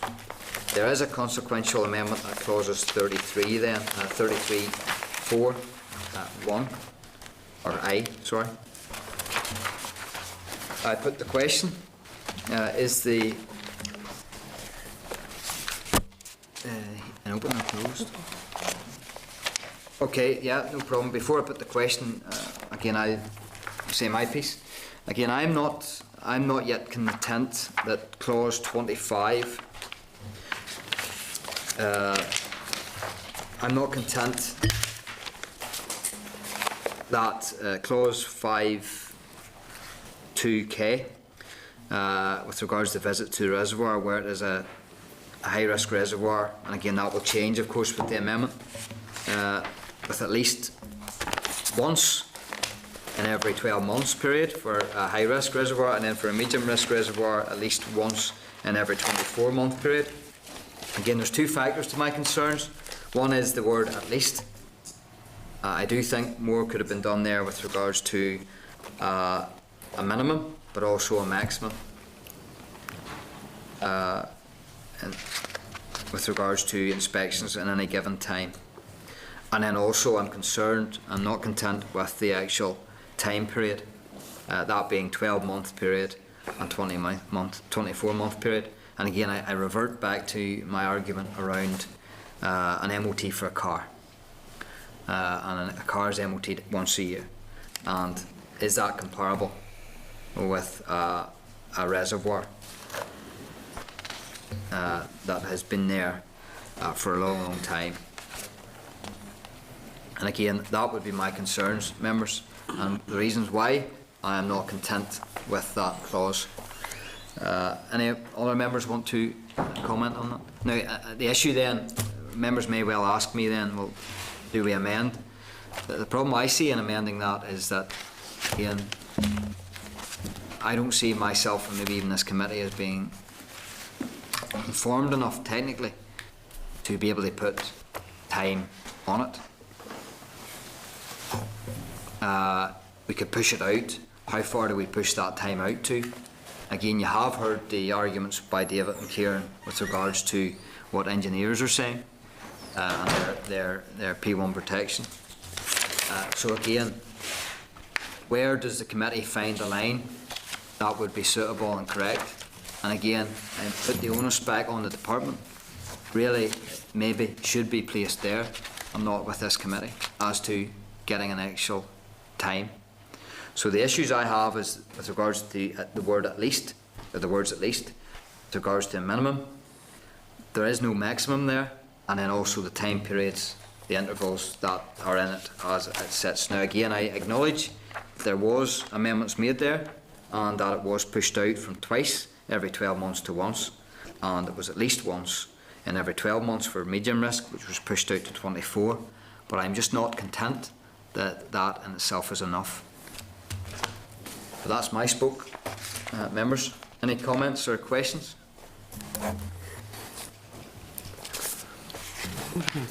Through the chair, comes back to the thing, if a reservoir is high risk, how many times does it get inspected before it can get downgraded to medium risk? You know, not always stay at high risk. So therefore, if it comes down to medium consequence, then you're looking at 24 months inspection. Are we saying 24 as to, are you looking maybe at 36 months? Well, I'm not content with the periods that are sitting there. And again, this is all wrapped up. It is all very much wrapped up with clause 17 and the risk designation and the probability issue. Yeah. But that's basically where I sit. Whilst I see there's been gains made, and we now have a position with the amendment, which we're going to discuss and debate next week, that there is factors there that come into play that will change your consequence, your designation. At the same time, you know, you can't let it go too far in front. Out the inspection, you know. That's the other side of the thing, you know. So I know you may want to have a 3-year, 4-year, 5-year inspection period, but you know, you could be letting it go too far in front. Yeah, and again, it's just finding that balance. And I don't know whether this committee has the technical information to be able to make that informed judgment. So again, that's why I wouldn't be proposing an amendment, but I am not content with the clause. I think the amendment, these are all predicated on the costs. If you hadn't the costs there, I think you could take a decision a lot easier. But we know there's cost to these inspections, so therefore we're trying to find a suitable inspection period to cover costs. I think that's what's really driving. Well, it's the regulatory burden, Yeah. and then obviously making sure that the thing's effective. Yeah, so we're keeping the costs in our head to the people that own the reservoirs. No, so if a reservoir is inspected once a year, I would say after a couple of 3 years, that reservoir should be ready for downgrading. If it's a high risk, down to medium. It cannot stay high risk every year if it complies with the regulations. It has to be downgraded at some stage. Yeah, that's one of the things that I had said before. If a thing's been there from 100 years and it hasn't moved, and then we now are into a regime where we're getting supervising engineers visiting, and then obviously inspection engineers reports, and things haven't changed over that initial period. Well, then there could be a way where you would relax that regime. Now, that being a time-framed thing, I don't know how you'd ever write that into a bill.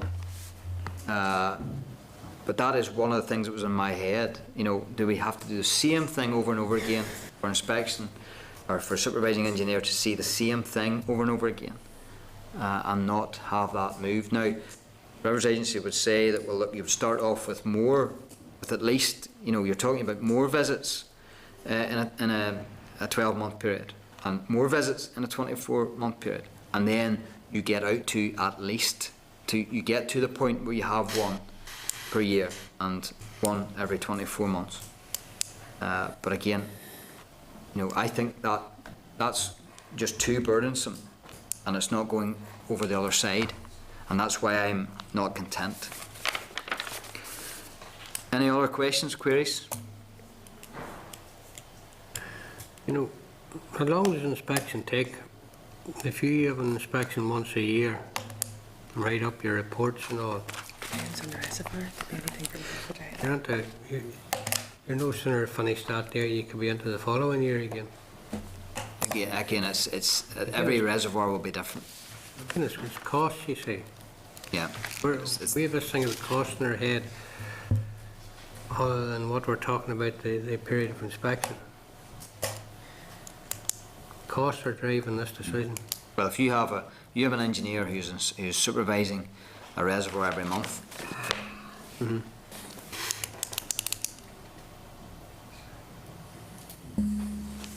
If we're not content, then we may leave that and come back to it next week. Well, no, we have to formally. do it, We have to right. formally, yeah. But again, this is what this has always been a crux. This has always been a fundamental. But again, I'm not content with it as it is, and I don't feel that I have enough information technically to make an amendment. Yeah, so before I put the question, any other comments, members? Okay, I'll put the question. Is the committee content with clause 25 as amended?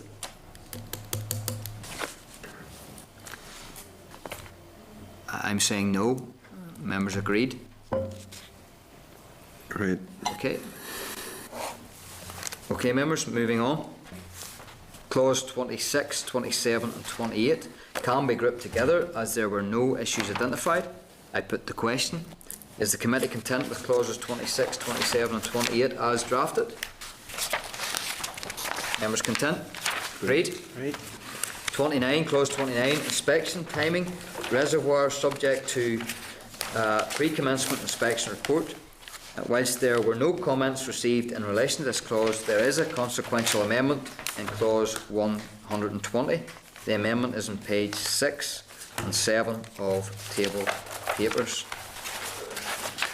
I put the question, is the committee content with clause 29 as amended? Members content? Agreed? Okay, clauses 30, 31 and 32 can be grouped together as there were no issues identified. Can I put the question, is the committee content with clauses 30, 31 and 32 as drafted? Content? Agreed. Clause 33, duties etc. in relation to inspection. There were no comments raised in relation to this clause, however, it contains a consequential to the proposed amendment at clauses 25 to K, and this was considered at the meeting on the 27th of May. The amendment can be found at pages 7 to 8 of table papers. And again, members, 33 is linked to 25 to K, and again, I'm not going to rehearse the same issues, but I have the problem with the minimum time and in the time period between the inspections. It's exactly the same issue, really.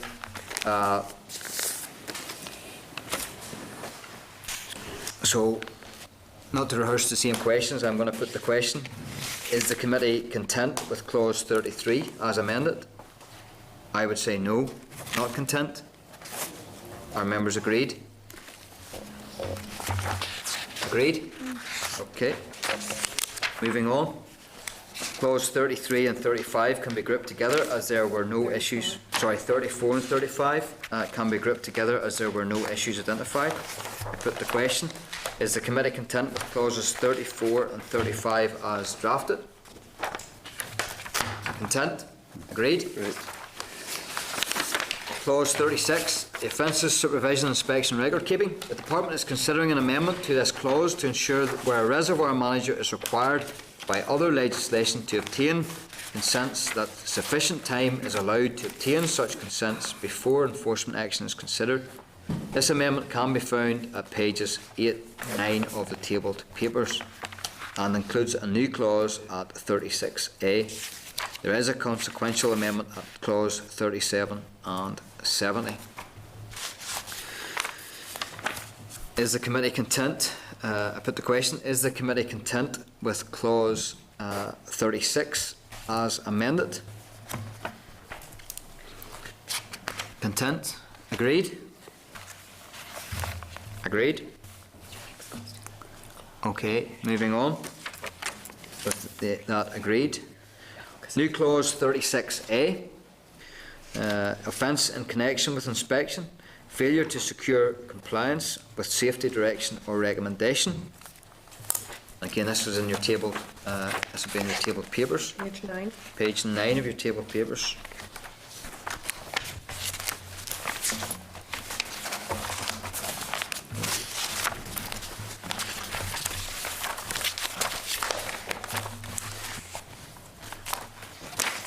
A. I put the question, is the committee content with the new clause at 36A? Agreed. Okay, content, agreed. Clause 37, offences under section 36(10)F. There is now a consequential amendment to clause 37 due to the amendment of clauses 36. The amendment is at page 10 of your table papers.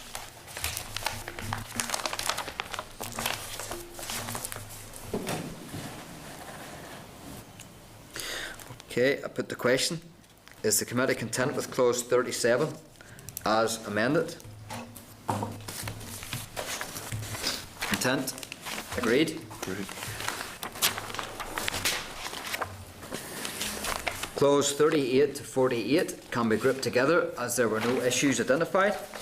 I put the question, is the committee content with clauses 38, 39, 40, 41, 42, 43, 44, 45, 46, 47 and 48 as drafted?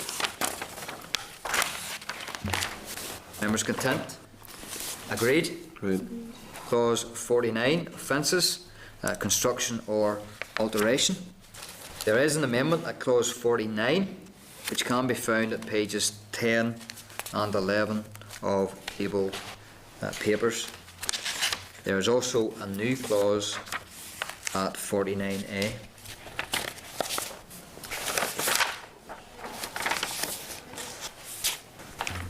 I will put the question, is the committee content with clause 49 as amended?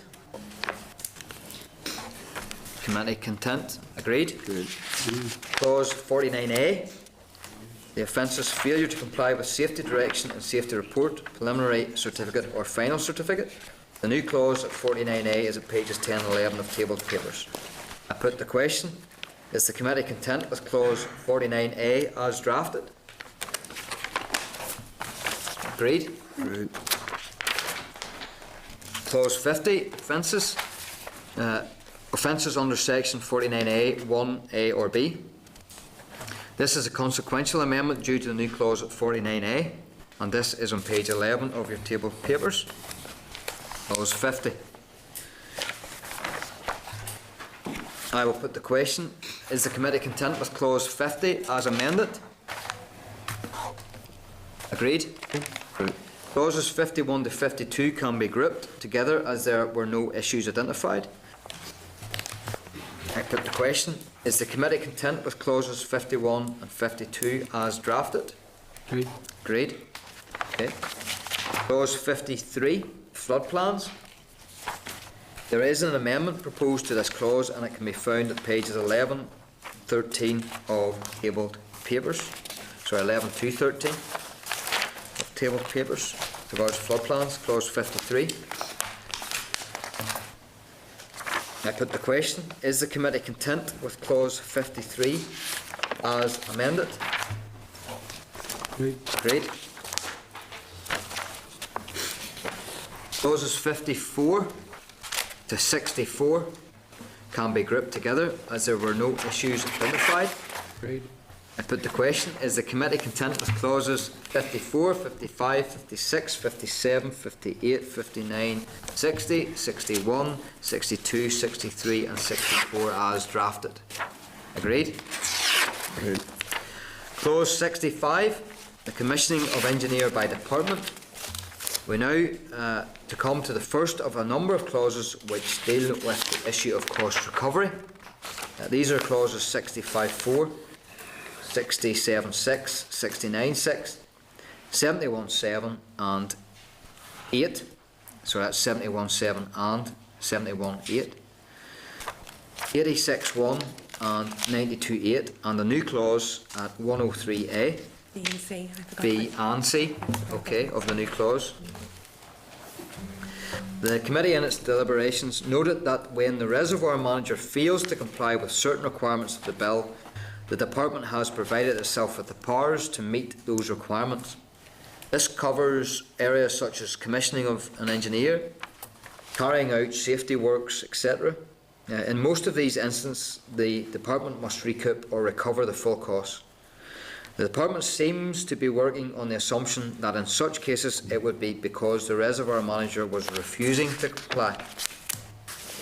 The committee understood that in fact in many cases it could be because the reservoir manager would be financially unable to comply. This was a fundamental issue for the committee. It did not want the department having to pursue a community-based club or farmer when there was no likelihood of the reservoir manager being able to pay. The department agreed it would amend a number of clauses to enable it to have discretion on cost recovery. Thus, in cases where there was no possibility of a reservoir manager being able to pay, or where payment would cause severe financial difficulties or even bankruptcy, or indeed where it did not even make economic sense to seek to recover costs, the department will have some discretion. However, as the department will be making a decision as to recover costs or not to recover costs, this has necessitated providing for an appeal system within the bill. The appeal system will be managed by the Water Appeals Commission for Northern Ireland. OFM DFM are the sponsor department for the Water Appeals Commission. Its approval is therefore required for this new function and the relevant amendments. The amendments have now been received, and we will come across these individually as we go through the clauses. The first amendment is to clause 65, and this is on page 13 of tabled papers. And again, this was a major issue for a lot of members of the committee. So again, it is again for the committee, if you like. So I'll put the question. Is the committee content with clause 65 as amended? Just for curiosity, would the word reasonable not be better on the other side of the word cost? And it costs reasonably incurred. Again, with regards to clause 65. Reasonably.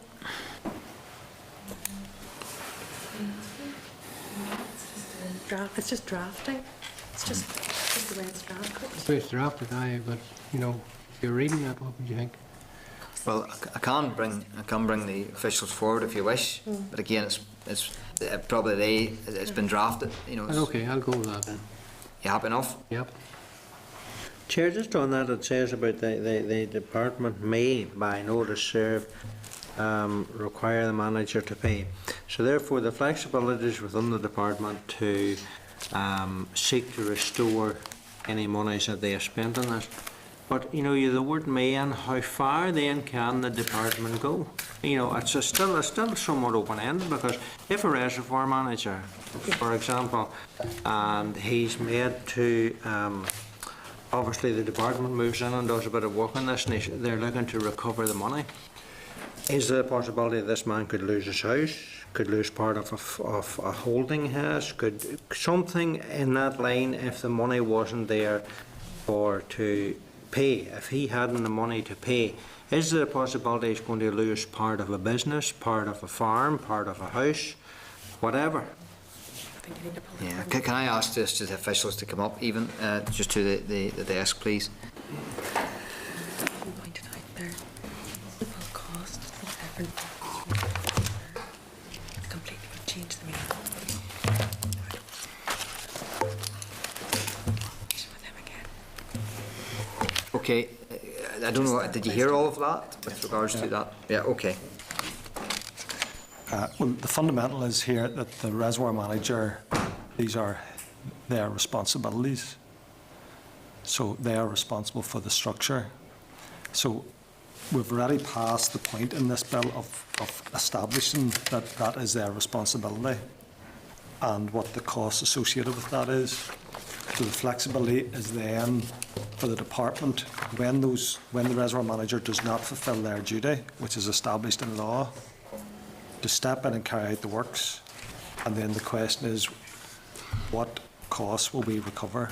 And the may is in there to give us some flexibility that we will not pursue where there's no prospect of cost recovery. And that's the element that's in there.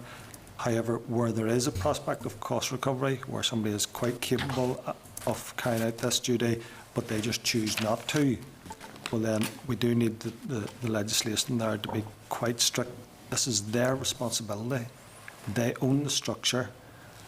If it fails, they are liable for the harm that is caused. What we're doing is we are regulating that function, and so it is highly important that that is made clear, and that what we don't do is write in a legal loophole that people that are quite capable of carrying out their duty but just sit in their hands and wait for the department to do it, that they have wriggle room to get out of this. So it does need to be quite tight in that to make sure that we don't leave that prospect of people just playing with legal arguments with us. Okay, any further questions for the officials, for David McKeown? Yeah, but you know, it's still not overly clear. If somebody hasn't got the money to do it, but they have a holding, now they haven't got the money to do what's required of them to do at this particular thing, but they still have property or they have a holding or something like that. They have property, take for example. Well then, is there the possibility that that property could be seized then for to make up for this money that the department's looking at? Well, in exactly the same way that if you owed the taxman money, because in law it says that you owe that money, and you have the ability to pay that, well then it is right and proper that you're pursued that. Just because you're going to lose something, that's not a good enough argument. You know, if you dodge your tax and you have assets, it is entirely right and proper in law, because you owe that money, for that to be pursued. And so that principle needs to be maintained. Now, the discretion is around, because we do recognise that there are people out here that either hold this in charity trust or have been willed a reservoir or a body of water, and they have no other assets. In a case like that where it's genuine, I think there would be, that's where we need the discretion, so that the department can put a case internal to the department and potentially to the minister to say there is no prospect, this is a genuine case, there is no prospect, this is not mischievousness by the individual, this is not clever management of their assets, this is a genuine case, and therefore there is no reasonable prospect of cost recovery. We need that little bit of wriggle room for those cases. But where somebody is just avoiding their responsibility, in the same way of tax or any other bill, if you have the ability to pay and should pay in law, well, just because you don't like paying it is not a good enough defence, and that's the bit that we're trying to be careful that we don't write in. Well, but there's various members wanting to speak now. We have covered this week in, week out. This is one of the fundamentals. We are going over ground that we've already covered. But again, you use the example of tax, David, but when you pay tax, it's because you've made money. This is not the case if you're a reservoir owner. In most cases, you've inherited this, and it may well be a millstone around your neck. But it is still, irrespective of how you've got it, if it wasn't a reservoir, if it was a house and you were willed that and there was a leaking roof, well, unfortunately, it comes as a package. You can't separate out just the bits that you like to be left to you and the bits that you don't like. You can just give those up. Unfortunately, in life, that's what happens. There are good bits of what you get, and there are risks and responsibilities. We have established through history that in common law, the owner of the land is responsible for this hazard. We have established that they are not managing it in a way that we can give any assurance to particularly the people living downstream, that they're being managed in a reasonable way. And we've established that something needs done. the pain bit of it, unfortunately, we can't just say we'll let you off because of the circumstances. So what we have put a little bit of wriggle room in there. That what we don't want to see is people being made destitute over this. But it's difficult in law to write that in, and this is as good as what we can get. I understand. Robin, Oliver and then William. Robin. Just clarity there. If a reservoirs owner has assets, the department will pursue them for those assets. Well, the department would have to consider whether it is right and proper to pursue them. Okay. So what we are doing is we are establishing the powers in law, as opposed to the difficulty with these are the individual cases that you have to deal with, and we can't go through and say there's 40 individual cases, we'll pursue in this one because of this circumstance, but we might not pursue in that one. We would just have to take that on a case by case basis whenever it arises. So that's where we need it tight, so that we don't leave a loophole, but a little bit of discretion for the department, so that whenever we are presented with the facts of an individual case, that we actually have the ability to apply a little bit of discretion. The bill is currently drafted, says that we must recover. The department will pursue, in any circumstances will pursue. We have now changed it, amended to give the department discretion and to more accurately reflect its policy in terms of cost recovery. Now, we can't write into the primary legislation all of the scenarios that might come up around this, but what it does allow is the department, if it has incurred costs that should otherwise have been incurred by a reservoir manager, it is a responsibility to consider recovering those costs. That's what this is doing. That might lead to full cost recovery in certain circumstances, and it may lead to no cost recovery in other circumstances because of the nature, because of the circumstances of the individual reservoir manager. But as originally as drafted and introduced in the Assembly, there was no discretion around that. And in addition, what we have brought in is, in the amendment, is if we decide to recover costs, the reservoir manager will have the right to appeal to the Water Appeals Commission as to the amount of that cost recovery. And what's the other? There's two things. And the decision to recover. Sorry, the amount of the money and the decision to recover. So we've introduced that as well. But Chair, as far as I'm aware, the department's policy on cost recovery is full cost recovery. Well, we have checked that, and that is not the case. This bill accurately reflects the policy, and we have checked that with our policymakers. So we showed this draft amendment, proposed amendment, to our policymakers, and they agreed that it accurately reflected the position. So maybe the example is better not to think of the extremes, but to think of the very small cases. So, for instance, if the department had to step in and spend a few £100 in order to do something, and it's going to cost us £10,000 to recover that cost, well, clearly we would put a case that that is not value for money to pursue and spend £10,000 for the recovery of a few £100. So in that case, irrespective of whether it was in the reservoir bill or any other bit of the department, there would have to be a judgment made in that on, is that the correct thing to do in terms of cost recovery? Yeah, but we pass SRs here quite regularly where we actually go for the cost recovery of the price of plastic shoes. So when you're talking about the department going after a few £100, they go after a few pence in certain cases. But the example now, and this is purely a theoretical example, if somebody has bequeathed a reservoir that then needs money spent on it that they don't have, and the department moves in to seize the asset, the only asset they have is the reservoir. Will the department take the reservoir, or is that too big a risk for the department? Well, again, I'm not sure. We need to consider that. But if you had a house, you'd take the house? No, we would need to consider that. Not necessarily. Not necessarily, but No. you may. Yes, it's a possibility. It needs to be considered. The department has incurred costs that would otherwise have been incurred by the reservoir manager, and it needs to consider the recovery of those costs.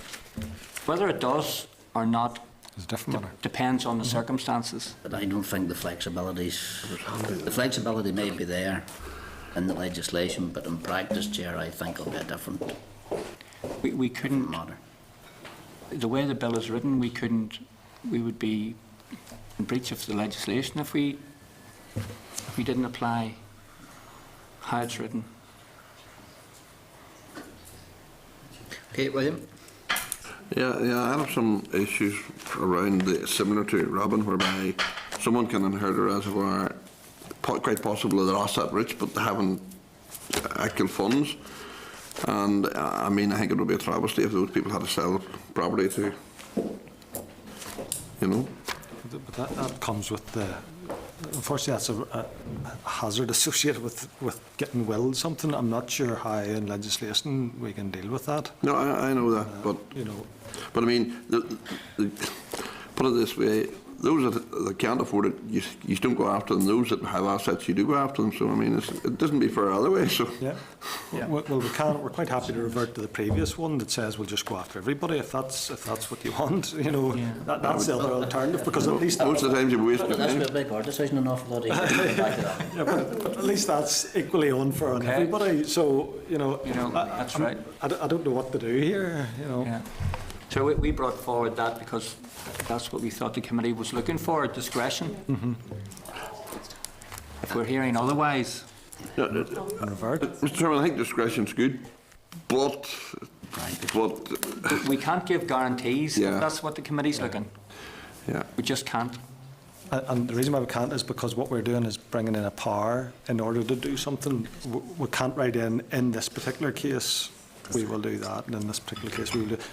It's then how we deal with individual cases after that. But we need, I think the flexibility is good, because at least it means that we don't have to recover costs. At least it requires us to pose that question to ourselves. Yeah.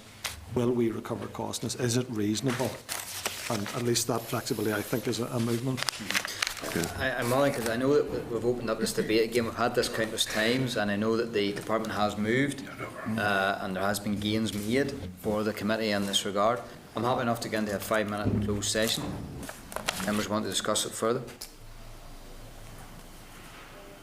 because otherwise I put the question.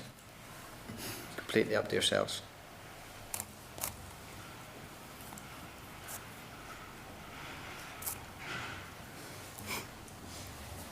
F 5-minute informal. Aye, 'cause I don't think Okay. Okay, members, just to remind you, we're back into open session.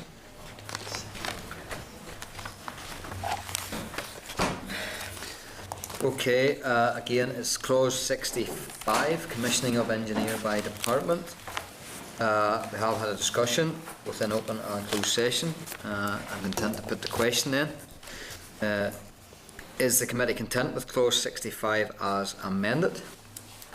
Content? Agreed? Agreed? Agreed. Agreed. Okay, clause 66. There were no issues identified with this clause. I put the question. Is the committee content with clause 66 as drafted? Agreed? Agreed, yeah. Okay, clause 67, enforcement notice, safety measures. An amendment is proposed at 67.6 to take account of the committee position on discretion on full cost recovery. The amendment is at pages 13 and 14 of tabled papers. I put the question, is the committee content with clause 67 as amended? Agreed? Agreed? Take that as agreement. Clause 68. There were no issues identified with this clause. I put the question. Is the committee content with clause 68 as drafted? Agreed? Clause 69. The Department's power to arrange taking of safety measures. An amendment is proposed at 69.6 to take account of the committee's position on discretion on full cost recovery. The amendment is at page 14 of tabled papers. I put the question, is the committee content with clause 69 as amended? Content? Agreed. Clause 70, offence under section 36(1)(f) or 49(1)(b). There is a new consequential amendment due to the amendment at clause 36, and this is at pages 14 and 15 of tabled papers. I put the question, is the committee content with clause 70 as amended? Agreed? Content? Agreed? 71, clause 71, emergency powers. There is an amendment to 71.7 and 71.8 to take account of the committee position on discretion on full cost recovery. The amendment is at pages 15 of table papers, and there is a new clause at 71A. I will put the question, is the committee content with clause 71 as amended? Yes? Okay. Clause 71A, recovery of cost under section 65, 67, 69 or 71, appeal. This is a new clause due to the amendment in clause 71 and can be found at pages 15 and 16 of tabled papers. I put the question, is the committee content with clause 71A as drafted? Yes? Agreed? Okay, moving on. Clause 72. There were no issues identified with this clause. I put the question, is the committee content with clause 72 as drafted? Agreed? Yes? Clause 73. Stop notices, content and procedure. There is an amendment at 73.6 regarding the change in responsibility for making regulations to clause 21.9, i.e. it should rest with the office of the First Minister and Deputy First Minister rather than the Department in order to avoid a conflict of interest. The amendment is at pages 16 and 17 of tabled papers. I put the question, is the committee content with clause 73 as amended? Yes? Agreed? Clause 74, stop notices compensation. There is an amendment at 74.2 regarding the change in responsibility for making regulations to clause 21.9, i.e. it should rest with the office of the First Minister and Deputy First Minister rather than the Department in order to avoid a conflict of interest. The amendment is at pages 17 of the tabled papers. I put the question, is the committee content with clause 74 as amended? Yes, agreed. Clause 75 and 76. There were no issues identified with these clauses. I put the question, is the committee content with clauses 75, 76 as drafted? Agreed? Yes. Clause 77, regulations as to enforcement undertakings, further provision. There is an amendment at 77.2 regarding the change in responsibility for making regulations to clause 21.9, i.e. it should rest with the office of the First Minister, Deputy First Minister rather than the Department in order to avoid a conflict of interest. The amendment is at page 17 and 18 of tabled papers. I put the question, is the committee content with clause 77 as amended? Yes, agreed. Clause 78. There were no issues identified with this clause. I put the question, is the committee content with clause 78 as drafted? Yes, agreed.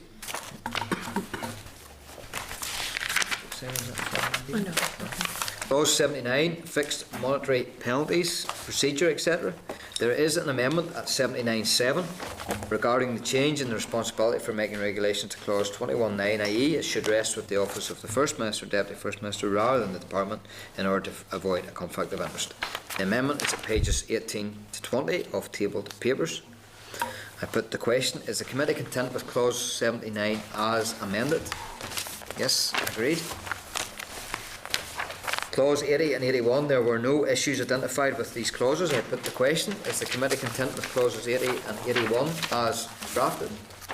Yes, agreed. Clause 82, variable monetary penalties, procedure, etc.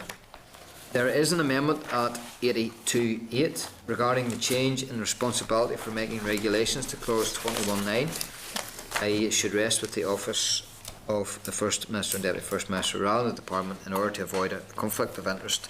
The amendment is at pages 20 to 21 of tabled papers. Put the question. Is the committee content with clause 82 as amended? Yes, agreed. Clause 83, there were no issues identified with this clause. I put the question. Is the committee content with clause 83 as drafted? Yes, agreed. Clause 84, undertaking referred to in section 82.5, the enforcement. Again, there is an amendment at 82.6 regarding the change in the responsibility for making regulations at 21.9, i.e. it should rest with the Office of OFM DFM rather than the Department in order to avoid a conflict of interest. The amendment is at pages 21-22 of table papers. I put the question. Is the committee content with clause 84 as amended? Agreed, yes. Clause 85, there were no issues identified with this clause. I put the question. Is the committee content with 85, clause 85 as drafted? Yes, agreed.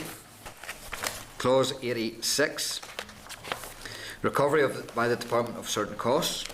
There is an amendment to clause 86.1 to take account of the committee position on full cost recovery, and an amendment at 86.4 regarding the change in the responsibility for making regulations to clause 21.9, i.e. it should rest with the Office of First Minister, Deputy First Minister rather than the Department in order to avoid a conflict of interest. The amendment is on page 22 of table papers. I put the question. Is the committee content with clause 86 as amended? Yes, agreed. Clause 87, publication of enforcement action.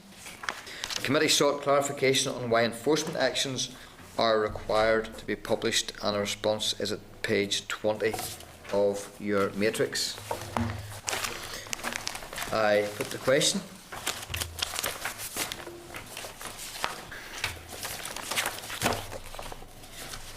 Is the committee content with clauses 87 as drafted? Yes. Agreed.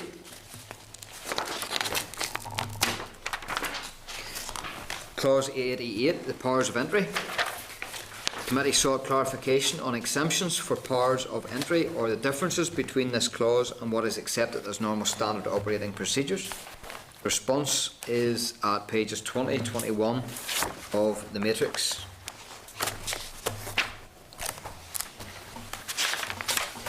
I put the question. Is the committee content with clause 88 as drafted? Yes. Agreed. Clause 89, warrants authorising entry.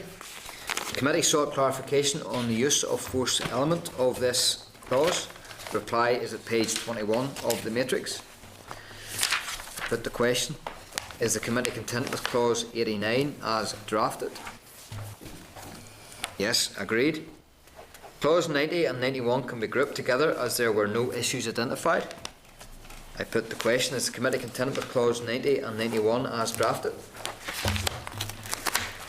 Yes, agreed. Clause 92, compensation. There is an amendment to 92.8 to take account of the committee position on full cost recovery. This amendment is at pages 22 and 23 of tabled papers. I put the question. Is the committee content with clause 92 as amended? Yes, agreed. Clause 93, 94 and 95 can be grouped together as there were no issues identified. I put the question. Is the committee content with clauses 93, 94 and 95 as drafted? Agreed. Yes, agreed. Clause 96, power to require information and assistance. The committee sought clarification on what was meant by other body and if this covered the Secretary of State. Response is at page 22 of the matrix. I put the question. Is the committee content with clause 96 as drafted? Yes, agreed. Clause 97 to 102 can be grouped together as no issues were identified. I put the question. Is the committee content with clauses 97, 98, 99, 100, 101, 102 as drafted? Yes, agreed. Clause 103, what's this new clause? Reimbursement, yeah. Reimbursement of costs incurred by institution of civil engineers. No issues were identified with clause 103. However, there is a new clause at 103A, 103B and 103C to take account of the amendments to clause 65. I put the question: is the committee content with clause 103 as drafted? Yes, agreed. Clause 103A, clause 103A, power of Water Appeals Commission to award cost in an appeal. These new clauses are at pages 23 and 24 of your tabled papers. I put the question: is the committee content with clause 103A as drafted? Yes, content. Okay, agreed. Clause 103B, orders as to costs, supplementary. This new clause is at page 24 of tabled papers.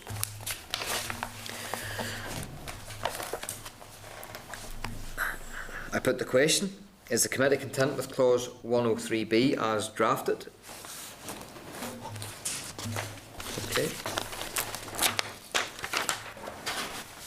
Clause 103C, 103C, fees in relation to appeals.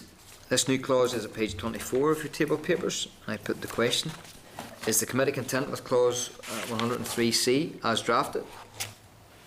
Agreed. Yes. Grant 105, grants. Members. Should we use 104? Oh, sorry, 104, yeah. Missed 104, sorry, that's all called from the thing, so. Okay, no problem. Well, there's no amendments, so it does draft it. And no issues. No issues. Okay, clause 104. Just want to look it up here. Bear with me 1 wee minute. 104. Okay, 104, time limit for certain summary offences under Act. Clause 104. I put the question: is the committee content with clause 104 as drafted? Agreed? Yes. Clause 105, grants. Members will recall that the Minister has advised that she is proposing a grant scheme, and this was discussed at last week's meeting. I put the question: is the committee content with clause 105 as drafted? Yes, agreed. Okay, clause 106, assessment of engineers' reports. The committee expressed concern regarding the possibility of over-engineering by engineers and the lack of checks and balances on engineers in the bill. The department has proposed an amendment and new clause, which is 106A. These can be found on pages 24 to 25 of your table papers. A briefing was given on this amendment at the meeting last week. You should refer to the Hansard of that briefing at pages 31 and 33 of your tabled papers.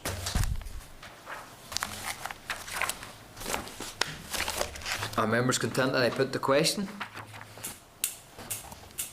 We did cover it last week. I put the question: is the committee content with clause 106 as amended? Yes, agreed. Clause 106A, publication of information as regards ranges of costs of engineers' services. This new clause can be found at page 25 of your table papers. It is directly related to the issues raised by the committee on some sort of checks and balances on the engineers, as well as dealing with the information vacuum around the cost of hiring the various types of engineers. Okay, I put the question: is the committee content with clause 106A as drafted? Okay, yes, agreed. Clause 107, notice to the Department of revocation of commissioning or resignation of engineer. The committee sought clarification on the defence at 107.6. The response is at pages 25 of the matrix. I put the question. Is the committee content with clause 107 as drafted?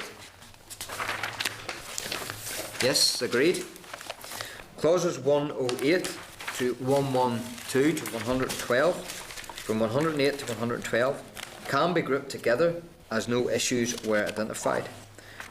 I put the question, is the committee content with clauses 108, 109, 110, 111 and 112 as drafted? Yes, agreed. Clause 113, 113, enforcement in relation to the Crown. The committee sought clarification as to the reason why this clause was included in the bill. The response is at pages 25 and 26 of the matrix. I put the question, is the committee content with clause 113 as drafted?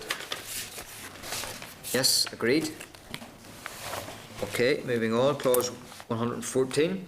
There were no issues identified with this clause. I put the question, is the committee content with clause 114 as drafted? Yes, agreed. Clause 115, 115, offences by bodies, corporate and partnerships. The committee sought clarification on who would be liable in a partnership or manager when an act of sabotage or vandalism took place. The response is at pages 26 and 27 of the matrix. I put the question, is the committee content with clause 115 as drafted? Yes, agreed. Clause 116. There were no issues identified with this clause. I put the question, is the committee content with clause 116 as drafted? Yes, agreed. Sorry, go on ahead. Through the chair. Are we dealing here with limited companies? 116. 15? Sorry, 115. We've just voted, Oliver. Oh, sorry, right, okay. 116. Go back to the...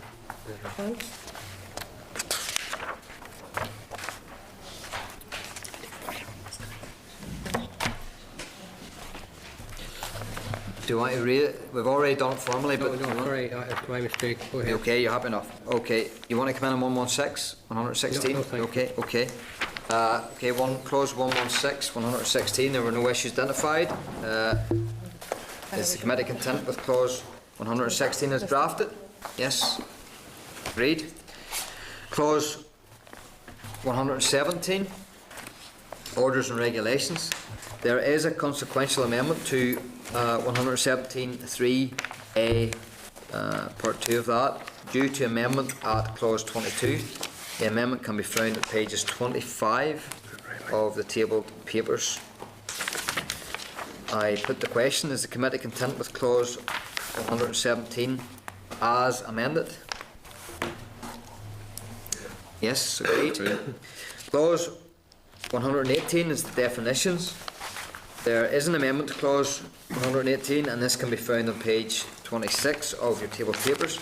This is directly related to the technical amendment around who makes regulations to provide for appeals fees and awarding of costs in relation to the Water Appeals Commission. Can I put the question, is the committee content with clause 118 as amended? Yes, agreed.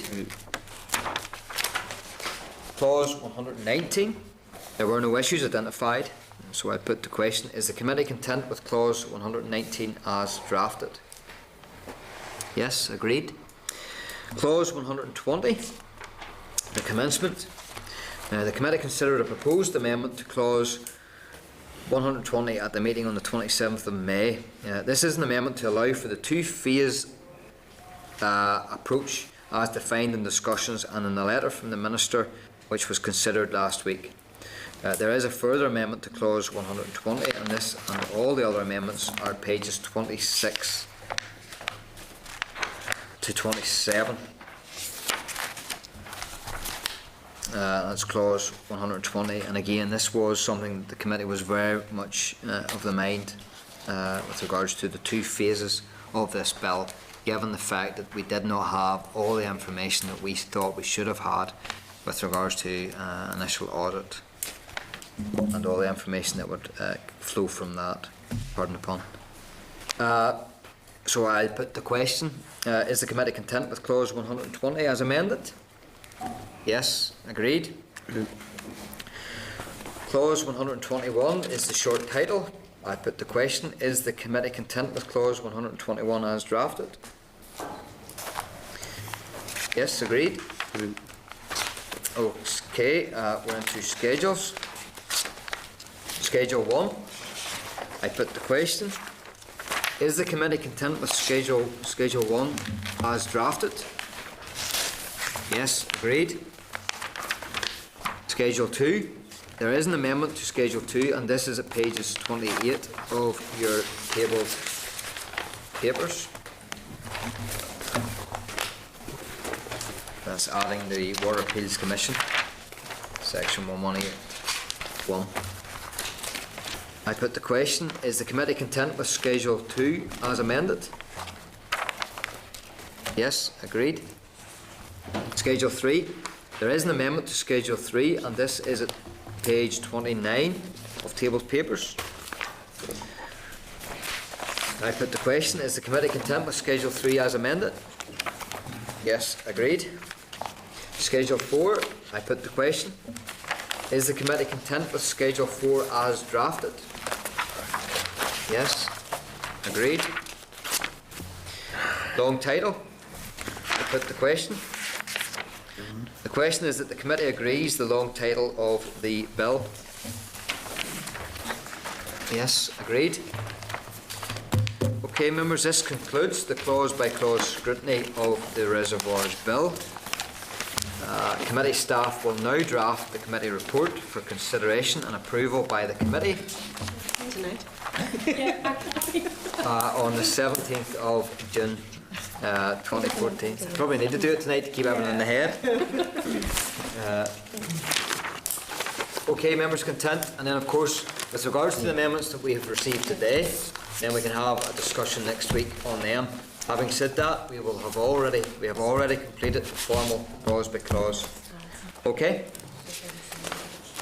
And everything else then can be within the committee report, which the staff will compile for our approval. And of course, remember then the letter going off to the Minister, that will need to be amended also next week. Okay. See if I'm counting out numbers in my sleep. Right, okay, we move on. Agenda item number 8 then is correspondence. Can I refer members to the correspondence received at pages 187 to 207? Are members content to action correspondence as suggested in the index sheet at pages 186?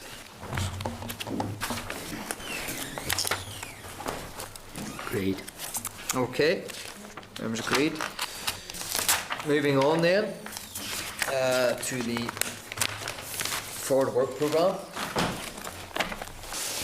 Item number 9. Can I refer members to the forward work programme at pages 209? Can I just bring one thing up? Could we move the TBR briefing, which is scheduled for the 16th of September? Could we move that to the 24th of June, and then move the oral briefing from Dard on NIFIS, move that basically back to the 16th of September?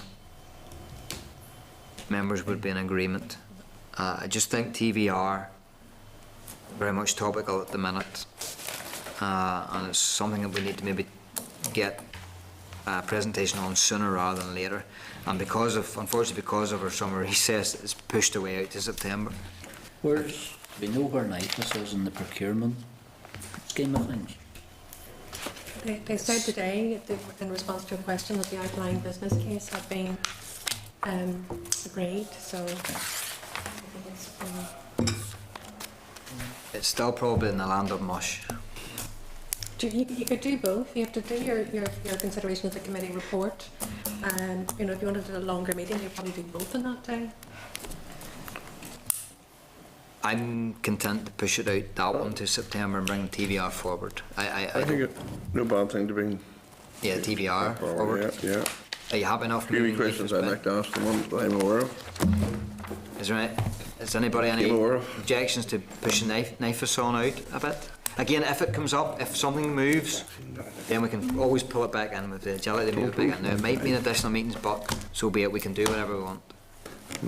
Right. Okay, members agreed. So, okay, can I then seek agreement on the forward work programme then in its entirety? Okay. Agenda item number 9 is any other business? Any other business but reservoirs? Okay, no further business. Agenda item number 11, the date of next meeting will take place on Tuesday the 17th of June at 1:30 PM in room 30, Parliament Buildings. Thank you. I declare the meeting adjourned. Get that for a short meeting. Committee room 30. This is